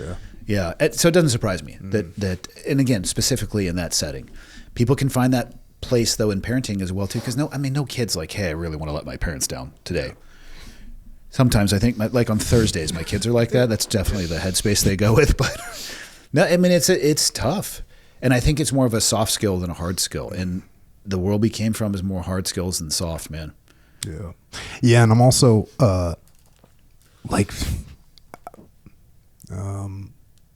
if you don't call me, I don't think about it for a heartbeat. But if you didn't call me for a year and you called me up like, hey, I need you to come and do this right now, I'd be like, cool, look, I'll be there in 28 minutes, whatever. Mm-hmm. My running mate, who I went through BUDS with, went through STT with, did 3 platoons with, was in training cell with at SEAL Team 1, who was my roommate that entire time. When I went to Virginia Beach to Team 2, I didn't talk to him. Yeah, it's because we're dudes, though. Yeah, I just didn't talk to him, and then came back 2 years later and was like, oh, hey, bro. He's like, hey, what's going on? Yeah, like 5 minutes probably to catch up? Literally like nothing ever happened and nothing ever, just that's the way it is. And so, when you don't, continually reach out, like, and all the times I call you on your birthday to say like, hey, Andy, just wanted to let you know I'm thinking about you today. Totally. And Christmas Eve's, I got you a present. You can go fuck yourself. And like, that's not, I know it's that's tougher though, because that's a little bit more remote. I think it's easier to do if you're in the social, and you can kind of feel the ebb and the flow, right? Because there's ebb and flow in life, and you can tell when people are having a good day or bad. I think that's more reasonable. If you're different coasts and both like on a professional trajectory. I think that's more around the people that are actually physically located with him that can kind of keep a pulse on it. Yeah. And he was totally fine. My point in saying that was like, it's not, I don't expect you to ever call me and say, hey bro, how's it going? I don't expect you to do that in any way, shape or form. Yeah. And I actually expect the opposite. Like if you called me, I'd be like, oh, Andy must need something. Like something must be going on. And if you never called me, I would be like, oh yeah, everything's cool with Andy. Like he's doing great. Like that's what's happening. I only expect people to call me when something's going wrong, pretty much. You know what I mean? Like people call me when they have problems. And so to have you ever just tried reaching out, like testing your own theory? Yeah, that's what I'm saying. I need to do more of like, oh. All dudes need to do more. Check. Yeah, the call of like, hey man, what are you up to? And the person's going to say, what are you talking about? This is weird. And you're like, yeah, I know it's weird, but I totally miss you and I love you and I just want to know what you think. And they're just going to be like, wrong number. But at least they'll know. Yeah. Yeah, no, I think you're right. I think it's something, and I know it's a point of, I always feel like, dude, I'm not going to bother Andy or Echo. Yeah, that's a lie we tell ourselves. Yeah, maybe it is. Because you are an exceptionally busy person. Yeah. Phone calls are like 5 minutes. I'm in the same boat, right? And my dad lives a mile from me, and a week will go by, and I won't stop by and see him. Oh, I don't want to interrupt. He's not doing anything. He's sitting there talking to his dog, you know? Jack. Well, reach out to your bros. Yeah, more than once, too. That's the lesson here. Refining your stroke. I believe that we must take the world for what it is, not what we want it to be. I believe that when you encounter an obstacle in life, you must find a way through it, over it, around it, not ignore it. We live in a world of instant gratification. So you go into this, you talk about the social media, the trying to get things, the 10-year overnight successes must be nice, ignoring every ounce of effort that gets you there. And you got your secret to success in here. Do I? Come as no shocker here. There's no replacement for hard work. Indeed. Just like everyone else, I wish there was a hack to hard work. Hard work requires delaying instant gratification, and that can be challenging both physically and mentally, especially when contrasted with more enjoyable activities that seduce our attention, time, and effort. For as deeply as I wished that success did not require countless hours of effort to make microscopic and often imperceivable improvements in our personal and professional lives, I've yet to find a way around it. It's unavoidable. You're going to have to freaking get into it. Why do people just avoid that reality? It's like they will put 3 times the effort in to find a hack to instead of just doing the thing that needs to be done. I'm optimizing my life, bro. Like you just spent 6 hours doing something that would take you 30 minutes. Yeah. My favorite example of that is Dean Lister, who hated cutting weight. And what he would do is he would go out to the world. This is in the 90s to 2000s, so it wasn't quite full internet. So he'd just ask all these people and he'd find all these different methods for cutting weight and then take whatever seemed good out of each method, whatever the easiest path of each method was like to cut weight. And we would end up having to cut, 28 pounds in freaking 3 days or something ridiculous like that. Because he goes, well, no, I heard that if you did this salt bath and you cut the potato chips on Thursdays and then, like he had these things. Or if your shit was tight for months leading up to it, you maybe would have to burn some water weight off the day before. But that's hard. But he spent so much time doing exactly what you're like, looking around for what would be the easiest way to cut weight, bro. The easiest way to cut weight is freaking watch your diet and work out. I have people I know like, yeah, I gotta optimize my email. I'm looking for a way to integrate AI. I'm like, hold on. I'm like, how many emails you get? They're like, several a day. I'm like, answer the fucking emails, dude. You don't need an AI tool. You just need to sit down in front of your computer and put your phone over here and answer do the work. Several a day. Yeah. Fast forward a little bit. You have the tools that you need to succeed. The tools are not failing you. You are failing yourself.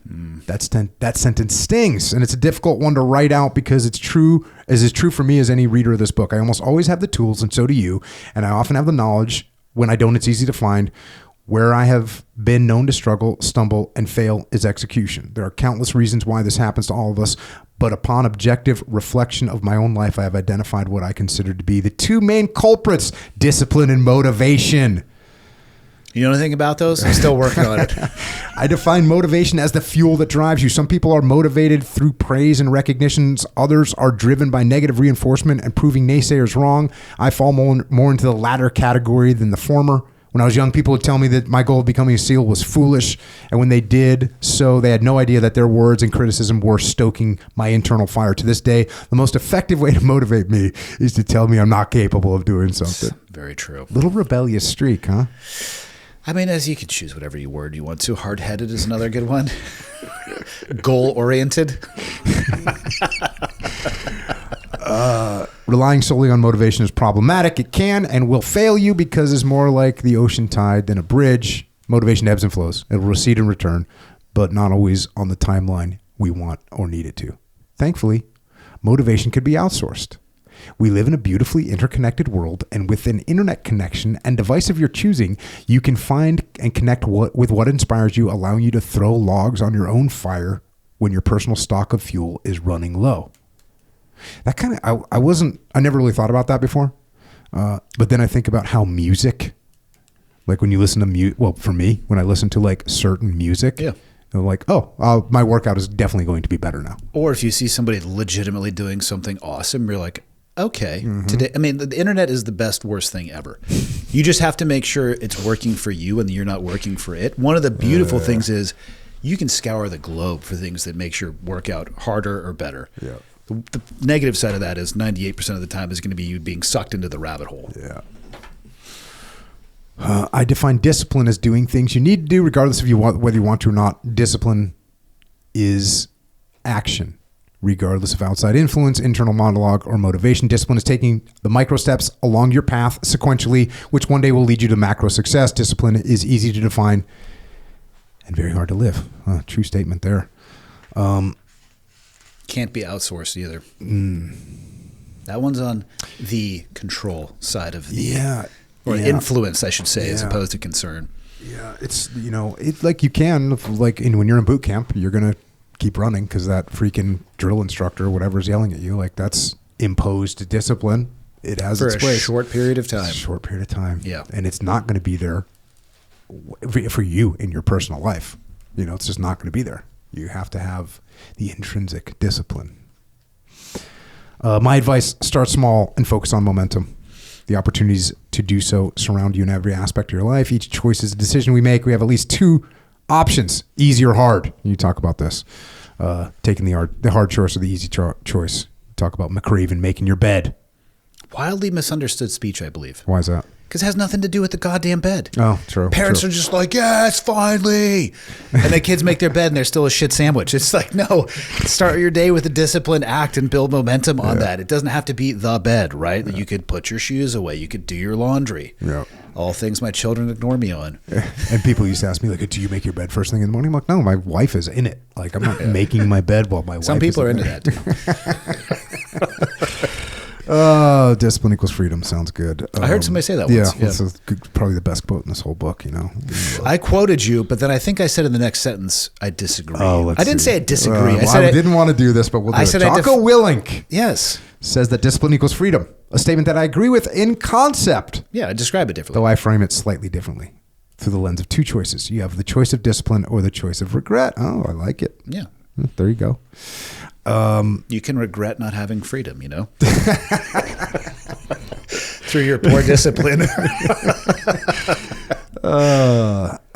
It takes longer to do things wrong than it does to complete them correctly the first time. That's a good nugget of advice for any human beings out there. You kind of mentioned this earlier. Fast forward a little bit. You talked about the fact that, Mikey Mansour, and meeting his dad, George, and,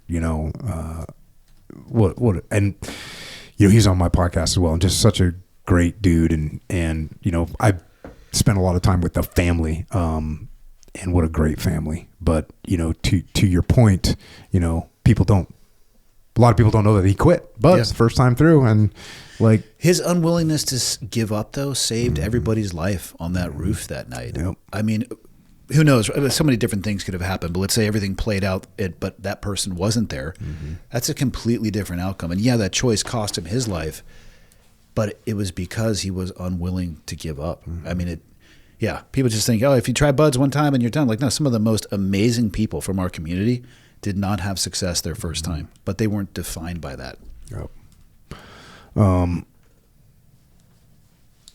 Yeah. You say, although I never got the chance to meet him, his equipment and Medal of Honor citation were on the quarterdeck of SEAL Team 3. I walked past his shadow box every day. I would often stop to look at it and ponder the life he lived and the decision he made that ultimately ended so young. I wonder what decision I would have made if I were put in his shoes. Do I truly have what it takes to sacrifice everything I have and everything that I could ever have for someone else? I would like to think that answer to the question is yes, but none of us know until we find ourselves in that moment. Mike knew, and he answered the bell, knowing that the outcome was certain. I'd like to believe that I would take the same action, but damn, man. It's a difference between talking about walking the path and walking the path. Yeah. It's such that guiding legacy, it's very, when I read that, man, I was very moved the fact that you were talking about this. You're an experienced SEAL yourself, with whatever time in the teams, and yet you as a guy had been wounded, guy had been to combat, and you walk by that quarterdeck every day, and you see Mikey's gear there, and like that's doing exactly what it should do, which is setting the standard for the young frogmen out there. I hope it stops them in their tracks. Mm-hmm. I mean, yeah. I mean, again, I'd like to think that I'd be capable of that, but dude, I mean, how can you really know until you're in that spot? Yeah. It's wild as Mikey's sister. She was like, first of all, he lied to them the whole time he was on deployment. He's like, oh, we're just training the Iraqis. Yeah, There's nothing going on. Exactly. Safest deployment ever. But, like Mikey's sister was just like, well, I wasn't surprised at all. Yeah. I was like, check. Me neither. I would be surprised if like someone like Echo did that. There are those that and then those you're like, oh, he jumped off the other side of the building? That checks out. While screaming, save yourself. Echo Charles. Thank you. You're welcome. That's how you bring it back from being so dark. You were supposed to do your job, so I did it for you. Thank you again. Another point that you make in here, nothing comes without a price tag. There is a cost to everything, even winning. And this is a rough chapter. This is like you're back at the team. You've already been wounded. You're back at the team. You're getting ready to deploy. Your mom has cancer. For the second time. Yep. And it's the bad kind of cancer. For clarity, I'm not aware of a good kind, but I get what you're saying. Yeah, you know what I'm saying. Likely terminal diagnosis. Right. Yeah. You're getting ready to go on deployment, of course, because that's what we do. I did not know if I would see my mother again when I hugged her goodbye at the front door of my house in the early morning hours of the day I left. I didn't need to be at work early, but I was trying to get out of the house before my kids woke up. It's hard enough to kiss them goodbye in their sleep. It is nearly impossible to hold it together when they are waiting for you at the bottom of the stairs like my sons were. I do not know how to describe the feeling of wrapping your arms around your children and hoping that they can feel the love you have for them, but would never be able to verbalize. The feeling of trying to pass every ounce of that love for them through your embrace while trying to hold back your tears and uncontrollable nightmarish thoughts of whether or not they would even remember you or your love should the next time they see you, it be in a flag-draped coffin. I barely made it around the corner before needing to pull my truck over. I could not stop the tears, and I couldn't see through them enough to drive. Tough days. Yeah. Leaving on deployment is a motherfucker. We got delayed that day and actually left at like late in the evening, so people had the opportunity to go back home. Yeah. And for me, at least, the move is no. No. Because I cannot physically tolerate going through that again. Yeah. It is gnarly. Yeah. I remember my last deployment, leaving my kids, just like turning and walking out and just being like, you hold it together for another 38 seconds. I drove like 60 feet. That's about how far I got it, yeah. My pretty bitchin' Toyota Tacoma. It's not a big deal. We don't have to celebrate at Echo. Totally stock, probably V2. It's not now you're on deployment. Yeah. It's a good deployment, solid deployment. Things are going on, operations happening, kinetic deployment. And Well, for anyone that doesn't know, when there's something going on, an emergency at home, you get the American Red Cross. They send like a message. It's a way of getting information to troops that are overseas, and you get this Red Cross message.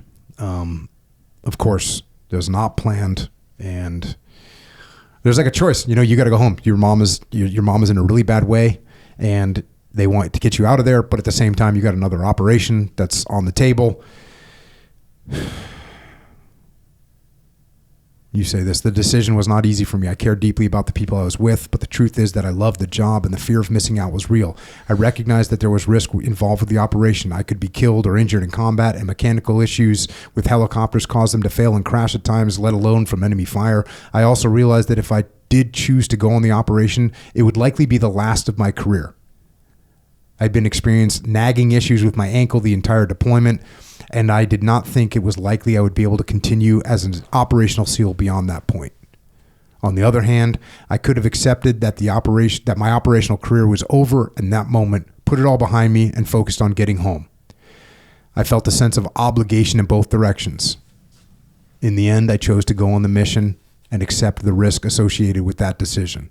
I made it back to the base with limited time, but was able to pack and turn over my sensitive items and then begin my journey from Afghanistan to San Diego and then to Monterey Bay. When I got home, the world felt like it was on mute. 96 hours after landing back in the United States, I made it to my mom. My mother chose to stop treatment and enter hospice. My sister was able to provide for her the palliative care that she needed. I was not going to be able to provide anything. I obviously love my mother, but I had nearly zero emotional range when I returned. And I went right back to finding tasks to accomplish and then accomplishing them. My mother died in her bedroom in Santa Cruz, California. I was not with her in that moment. I chose to return to San Diego a few days before. If I had the ability to go back in time and change only one thing in my life, even given the amazing volume of my mistakes, the one thing I would change would be the final interaction I had with her. The last time I saw my mother, I hugged her in bed and told her that I loved her. She told me that she loved me back, then asked me to hand her the garbage can so she could throw up into it. That was it. That was the son I was capable of being in that moment. If you had transported me into a conflict zone, I could make any level of decision. I could reduce nearly any problem down to its core elements and make a decision almost instantly. I could take a life in the blink of an eye and not think about it twice, but I wasn't able to sit with my mother and simply talk with her to tell her how much she meant to me and how thankful I was for everything that she had done for me in my life. For as much as my mother was the shell of the woman who had raised me, I was equally the shell of a functioning human being. I may have looked normal on the outside. I was anything but on the inside. It's a fun audiobook chapter to read. Jeez. Yeah. We took a few takes. And that, you know, the title of this section is like winning has a cost, right? And when I made my notes on this, I'm like winning, and I put that in quotes, air quotes. You know, what are we winning, and what is the cost, and what's the ROI on it? Yeah, that's a rough one. Yeah, and the amount of, you know, there's the real clear things that people in the military and law enforcement sacrifice, right? There's really clear, like, oh yeah, you sacrifice this time, you sacrifice this, you know, obviously if you get wounded, you get killed. You know, it's in the book, but like you talk about the fact that you're having trouble with your ankle is because you freaking had nerve damage from getting shot. Like, that's the kind of sacrifice that people think about, but this like level of personal sacrifice is something that can be difficult for people to understand. I mean, it's difficult to go through. I didn't realize, I mean, the shell of a human part, outside of my ability to function through the technical proficiency of my job, was completely accurate. I didn't even recognize it at the time, though. Like the muted emotional range. And I'm very clear in the book to say that the military is not at fault for that. Like, I signed up for my job. I knew what I was getting into, and I worked myself very hard to get into that headspace because I was terrified I was going to do something overseas where somebody would get hurt, injured, killed, whatever it is that was my fault. So it takes time to work into that headspace. But life overseas from a normal life issues is very easy. You have to worry about your bills. The washing machine went out. Somebody else's. You know what I mean? Like everything is gone, except for this is what we're doing today, and we're going to do it to the best of our ability. And that's where I go back to that place of just like, what it needs. Okay, I'll just be task oriented because that's what I had been doing for almost 10 months, completely devoid of any ability to be the human being that I wish I could have been for my mom. And yeah, I don't know how you quantify that. Is that a sacrifice? Is that the natural consequence of working yourself to that level of efficiency with decision making? Like the mission, I mean, I lied to myself in that moment. I was like, I'm letting the guys down if I don't go on this. What's the reality is I wanted to go on it. Yeah, I wanted to go on it. I could have, and and so I'm even then, like later, like, and that was my last combat operation. Even then, it's like you're having those struggles. Is that the job? Is that the cost of the job? Is that the person? You know what I mean? Like it's a very murky soup. Is there any way to like anchor, you think, to not get in that mode? Would it even be good to not get in that mode? Like, one of the stories that I've told is, my wife, I was in Ramadi. My wife sends me a email. It was like, oh, the kids want to see a picture of where you sleep.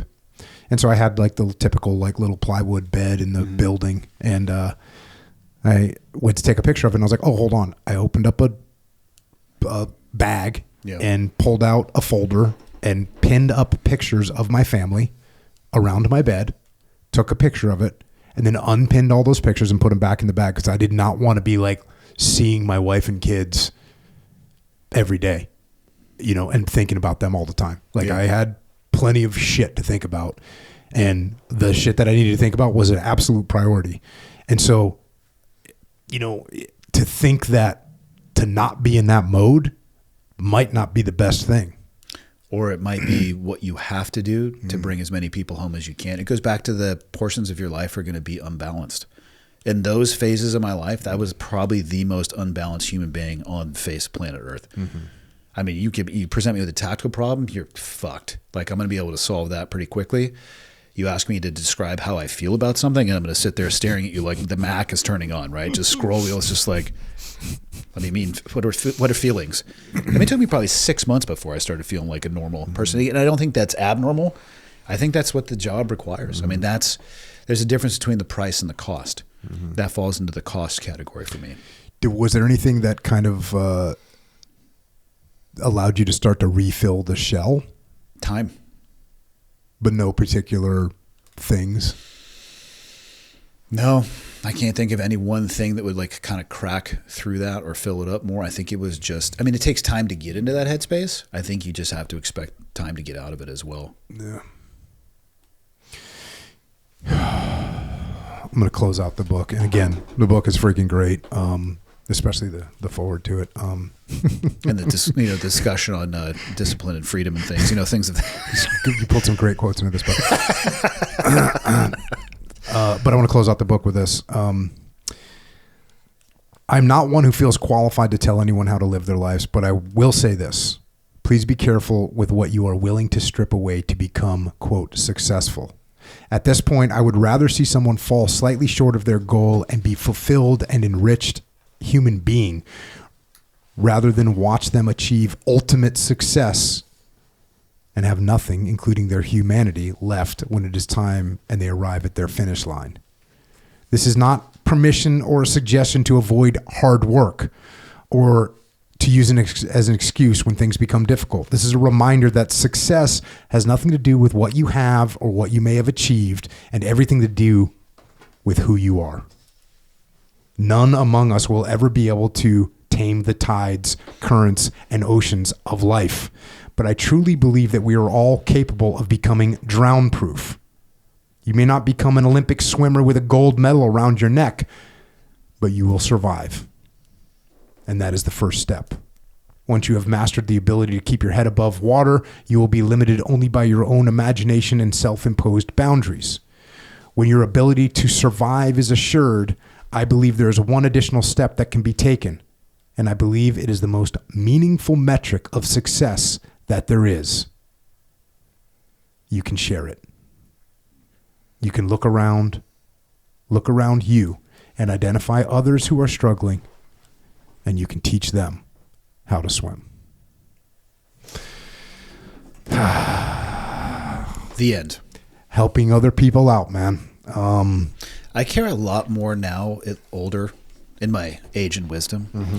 How I accomplish things is an equal measure of what it is I want to accomplish. And I didn't think about that. It was just it was winning to the detriment of everything else. I care a lot more now about how I arrive at the destination. Yeah. And like I said, if I look at my own kids, I'm like, they all have their own aspirations.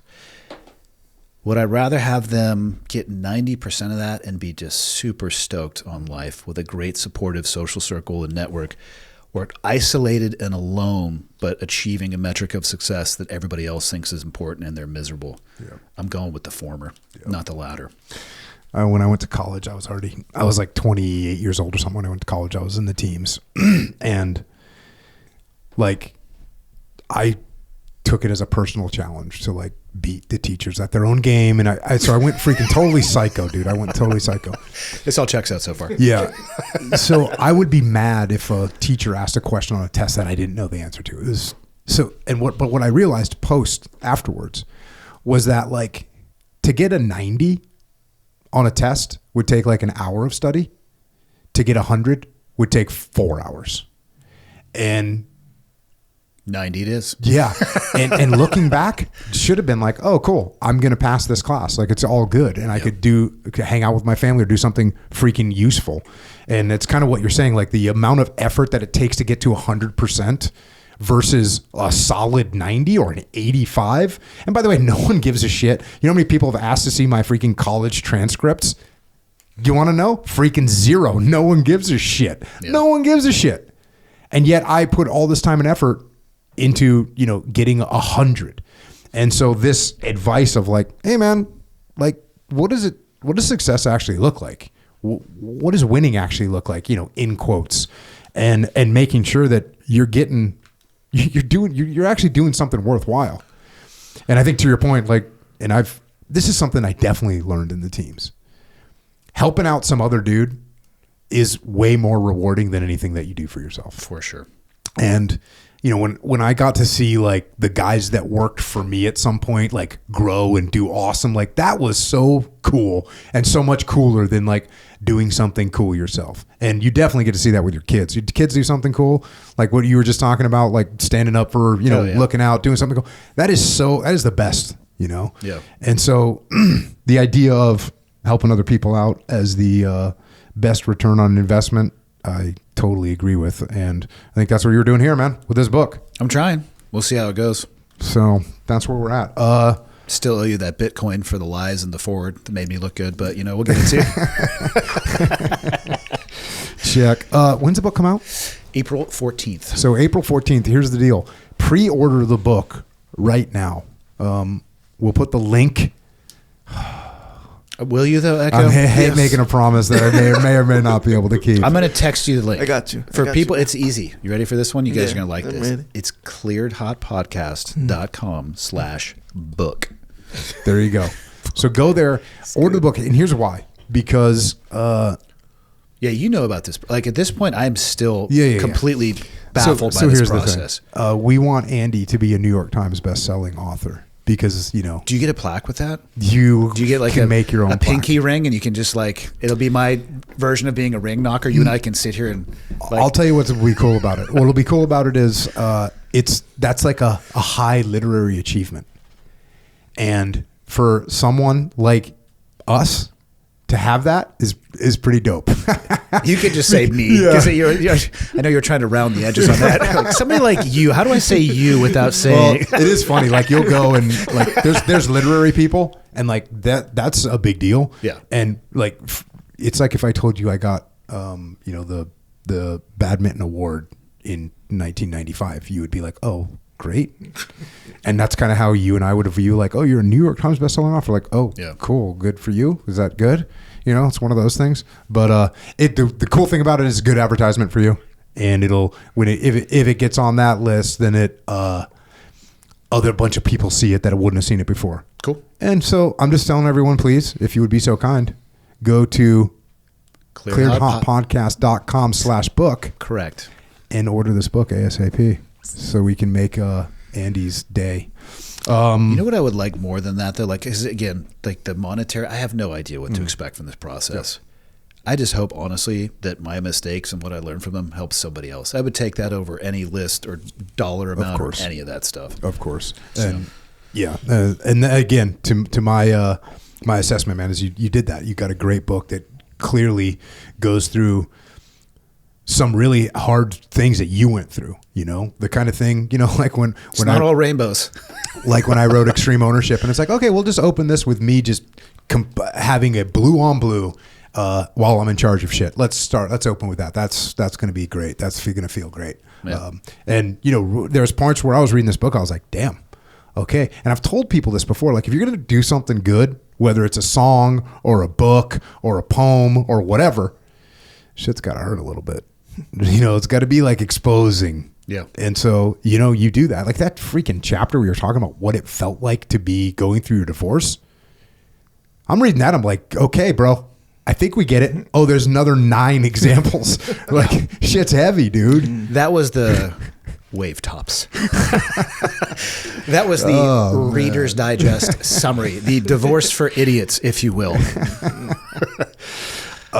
So that's everyone order the book. Does that get us up to speed? Anything else right now? Anything else? We've tackled all 7 continents recently, years ago, so we're good. Yeah. What'd you call it? A journey that we were on? Degrading our expedition that we did. I don't even know what the difference is between the two, but you're flying your helicopter, just basically getting off after it across the board. I tried to. Yeah, you did the 7 continent thing. Yep, 777. Yep.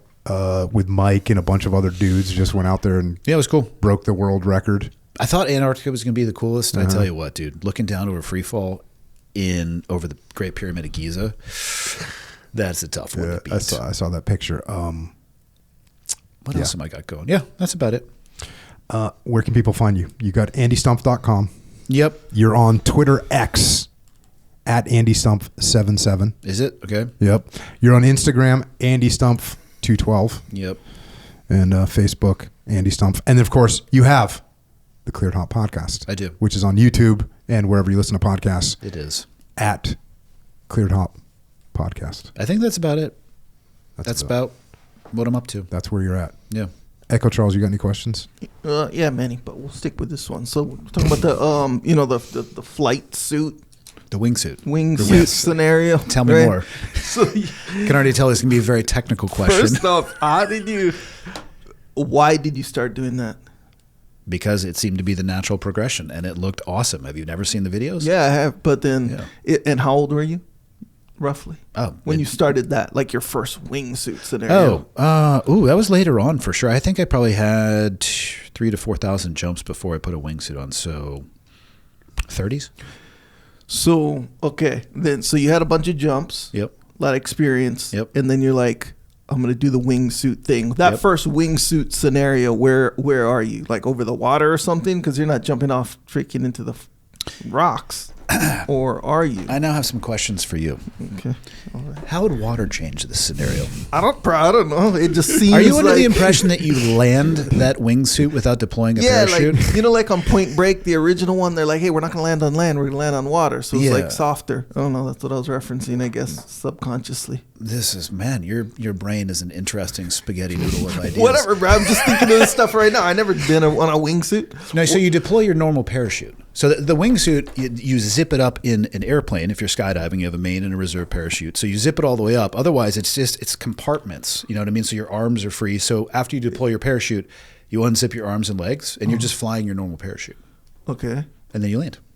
So the water wouldn't necessarily help you there. Okay. Well, I don't get the progression. Bro, you look super confused right now. Yeah. The progression is this. One day you decide you're going to jump a wingsuit, and you put one on. And you exit an aircraft in flight, and you work it out. Yeah, but then you're saying that you have a parachute going with if you want to do it more than once. The wingsuit is just used before you pull your parachute. Yeah. Yeah. Unless you only want to do it once. Yeah, but then you guys are like going through like I don't get how you go from like, oh yeah, I'm just gonna do regular skydiving, for lack of a better term. Yep. And be like, oh, I'm gonna navigate in a wingsuit through the mountains and over the trees. So you skydive first. So you learn how to fly a wingsuit from altitude, which altitude is going to give you more time. I'm not going to say necessarily safer, but you do have a main and a reserve parachute. You get used to flying it. Most people start on a smaller. So wingsuits come in all sizes. Okay, so you work it out in like open air kind of a scenario. Oh, You're not going through mountains or nothing like this. I mean, I guess you could. That would be like one jump, huh? Dude. Well, you wouldn't even survive the exit because the big difference is in base jumping, when you jump out of an airplane, it doesn't feel like you're falling because you have the forward throw of the aircraft. You're not going you don't get the roller coaster like stomach coming up in your throat because you have speed, then you're actually speeding up in free fall. But if you watch from the ground, people come out of an airplane, it's forward throw. They're being thrown forward because of the velocity. And so you don't get this sensation of like, when you base jump, you do get that. So your suit doesn't really fly for the first few seconds because it has to inflate and then have enough air passing over it to act like a wing. Okay, so first, so you can skydive, then you need to learn how to base jump without a wingsuit so you can practice a 0 airspeed exit. Then at some point in time, you combine the two. Okay, that's the little point in which I'm asking this question. So you were 30 something years old and you were like, okay, I got enough base jumping, enough skydiving, enough wingsuit, I don't know, free air, whatever you want to call it. Now I'm I gonna like try. that. Isn't that Let's call it that, free air. Isn't that the biggest transition right there? Yes. Okay, so you're 30 something years old and you made that transition because it feels like it gets exponentially more dangerous at that point. That's what it feels like. It's to choose your own adventure. You don't have to fly close to terrain. You can just fly straight out off of cliffs and all sorts of stuff. Oh, and you like slowly make it to more challenging terrain. Yeah, it just doesn't seem like something like a 30-something-year-old person would do. What age would be appropriate? I don't know, before like 19, 20, when you're young. Oh, when you have no prefrontal cortex development? Yeah, exactly. Pretty much. Exactly, yeah. Why? What does age have to do with it? I would say you have a little bit more wisdom and probably better decision-making ability at a later age. Right, and 30 is like a later age. That's what I'm saying. So it's the perfect time to start. Well, I'm just saying with the risk and all that, it just seems like... Okay, so which brings me to my second question. Do you feel like it was like a coping mechanism of some sort?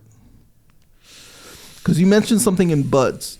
Or about Buds where you're like, oh yeah, if me, Jocko, Echo went to the chow hall and Echo quit, I'd forget him. Yeah. Because you're so like focused, kind of incidentally, like you have to be focused on this next task kind of a thing, right? There's always you're on your own journey. Yeah. You're like, but you're kind of saturated with stuff that you have to freaking do, right? I didn't read this part of the book, but I kind of mentioned it. But there's a thing that he talks about in the book, which is like a space, right? Yeah. So that's kind of what's in the book. Yeah, the silence. Yeah. Coping mechanism. Wait, but Buds, you don't have that space because you're constantly Buds is stuff, very right? two different. Like Buds is a crucible, though. They're trying to, the curriculum's trying to weed you out. Was it a coping mechanism? You might be able to describe it as something like that. I would say it was a headspace that doesn't have. I've seen people who can get to the flow state, is what I'll call it. Right? That's a traditional, like yoga, meditation, playing guitar. Like it doesn't need to be prescriptive on how you get there, but I think it's important that people do. For me, that was probably the most powerful way, and it was just associated with something that I was already doing. I would say it could probably be described as a coping mechanism because I could think better after having a good trip overseas for months afterwards, and I would struggle if I didn't find myself in that flow state for a little bit, just because the BS of life would bombard me a little bit more. So I guess a tool or coping mechanism would depend on the angle that you were looking at it from. But an argument could be made for that, I think. Yeah. Interesting. If you were to jump in a wingsuit, would you go first over water or land? Apparently, that doesn't matter. But it does not. If you didn't intervene, do you know how to swim? For that, yeah, it could matter. How's your swimming? Yeah, my swimming's strong. Okay, good. In a wingsuit? No, I don't know. But well, before your intervention, I would have chose water. But thank you for that guidance. You're welcome. You're welcome. Yes, good to see you. I guess. Andy, any closing thoughts? No, I generally never have any. Right on, man. Well, again, thanks for joining us. Glad to have you back after 9 years. Let's do it again in 10. Yeah, let's do it again in 10. Thanks for writing the book. Bring our walkers in here. Yeah. Yeah, man. Thanks for having me. Yeah, thanks for your service. Same to you, man. For the country, for the teams, and thanks for what you're continuing to do today, trying to teach people how to swim. I'm trying, man. It's awesome. I'm trying. Man. Thanks, brother. Cool. And with that, Andy Stumpf has left the building. Some good lessons learned. And you'll notice in the low point of his whole life, there was one saving grace. Jiu-jitsu. That's the jiu-jitsu. It's true. So we're training. Yep. We're lifting, we're running, we're training the jiu-jitsu. And you know what that means? You need fuel. We highly recommend Jocko fuel. Protein is critical to life. Get yourself some protein. 30 grams of protein in a ready to drink. 22 grams in a one scoop. By the way, I often do 2 scoops of powder. Yes. 44 grams. Me too. So that's what we're doing. Go to jockofuel.com, get energy drinks, get whatever you need, get creatine. Get on the creatine train. If you're not on there right now, what are you doing? What are you doing, honestly? jockofuel.com, or go to whatever retailer you go to. We got it there. If we don't have it there, ask them for it. Jocko Fuel, the clean fuel. Also, since we're training jiu-jitsu, you may want to have a jiu-jitsu gi. You may want to have jiu-jitsu rash guard. And you want those things to be made 100% in the United States of America with materials that are 100% American. So for that, you go to originusa.com. And by the way, you can also get jeans, boots, hoodies, rash guards. Already said that. You can get pretty much whatever you need. Hunt gear, training gear, shorts, pants, just everything that you need. 100% American made. So go check out originusa.com and get yourself some gear. Yep, it's true. Also, JockoStore.com. Discipline equals freedom. Got more gear, by the way. Discipline equals freedom. Good. Stand by to get some and get after it. Other things as well. But we got some shirts on there, some hats, some hoodies. It's pretty cool. Also, we have the Shirt Locker, which is a subscription scenario, new design every month. People seem to be into that one. The most recent design, for your knowledge, you can check this out on the website, by the way. Just click on the top where it says check out the Shirt Locker. You can see this stuff. But if you're interested, it's a discipline. It's very simple, but it's a discipline in red script. It's one of those ones where when you're representing, it's like it kind of goes hard. Anyway, you got to look at it to see it. Yes, that's it. It's all on JockoStore.com. Also, we got some books. We got Drownproof by Andy Stumpf. I just read some excerpts from it today. So much in there. So good. Go order it right now, please. Drownproof by Andy Stumpf. Also, Put Your Legs On by Rob Jones. And, of course, The Need to Lead by Dave Burke. Check those out. Echelon Front, we have a leadership consultancy, echelonfront.com. We work with businesses around the world and help them with all the problems that they have through leadership. If you need help inside your organization, go to echelonfront.com. We have events like The Muster. This is a 2.5 day leadership event. You can go and learn the skills of leadership live. If you can't make it to that, you can go to extremeownership.com and you can learn the skills of leadership through online learning and online training and online interactive courses and online question and answer sessions with me. That is extremeownership.com. Check that out as well. Also, check this out. On March 21st, a couple weeks away, 2026, in Scottsdale, Arizona, Mark Lee's birthday celebration. Mark Lee would be 48. So this is the Mark 48 event, which is a very powerful thing because he carried that Mark 48 machine gun. If you know who Mark is, Mark Lee, the first SEAL killed in Iraq, just an outstanding human being. And they're having a celebration of his life, 48th birthday. Mark's platoon mates, 2 of Mark's platoon mates are going to speak. One of them is Lead Bob Holland. You probably heard of him. He's been on this podcast a few times. Founder and owner of Hooley Golf. And also another guy that was in the platoon with Mark, a guy named Jake Kinebaum, another awesome dude that was in Tasking a Bruiser and a friend of Mark's. So those 2 guys are gonna do some speaking about Mark. And this is all, of course, part of americasmightywarriors.org. So go to americasmightywarriors.org. If you can be in Scottsdale, Arizona, March 21st, it's going to be an outstanding event. And it's in support of an awesome cause that is everything that Mark Lee's mom, Mama Lee, has put together. So check that out, please. If you're in Arizona, go. americasmightywarriors.org. Also check out heroesandhorses.org, and finally beyondthebrotherhood.org. To connect with us on the interwebs, for Andy, he's andystumpf.com. He's on Twitter X at AndyStumpf77. He's on Instagram at AndyStumpf212. He's on Facebook at Andy Stumpf. And then he's got the Cleared Hot podcast and a YouTube channel, which is his podcast on YouTube, which is at Cleared Hot Podcast. And then for us, you can check out Jocko.com. And then on social media, I'm on there, and I'm at Jocko Willink, and Echo's at Echo Charles. Just don't spend too much time on there. Thanks once again to my brother Andy Stumpf for joining us. Thanks for your service. Thanks for your sacrifice, bro. And everybody else, go pick up his book. There's a lot we can learn from it. And thanks to the entire military out there right now. Yes, right now, risking your lives and limbs, sacrificing your freedom in order to protect ours. And we are grateful. Also, thanks to our police, law enforcement, firefighters, paramedics, EMTs, dispatchers, correctional officers, Border Patrol, Secret Service, as well as all other first responders. Thanks for protecting us here at home, and everyone else out there. You know, in Andy's book, Drownproof, he talks about subpar behavior.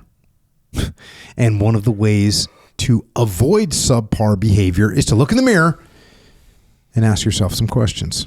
Questions like, what am I willing to allow from myself? What will I allow in both thought, process, and internal monologue? What will I allow in both behavior and actions? What will I allow my word to mean? What aspects of my life will I allow others to control? What type of man or woman do I want to be? What is my standard? And are my actions aligning with those beliefs? And I think if you ask yourself those questions and you answer them honestly, you will move your life in the right direction, and you can become drown-proof. And that's all I've got for tonight. And until next time, this is Echo and Jocko out.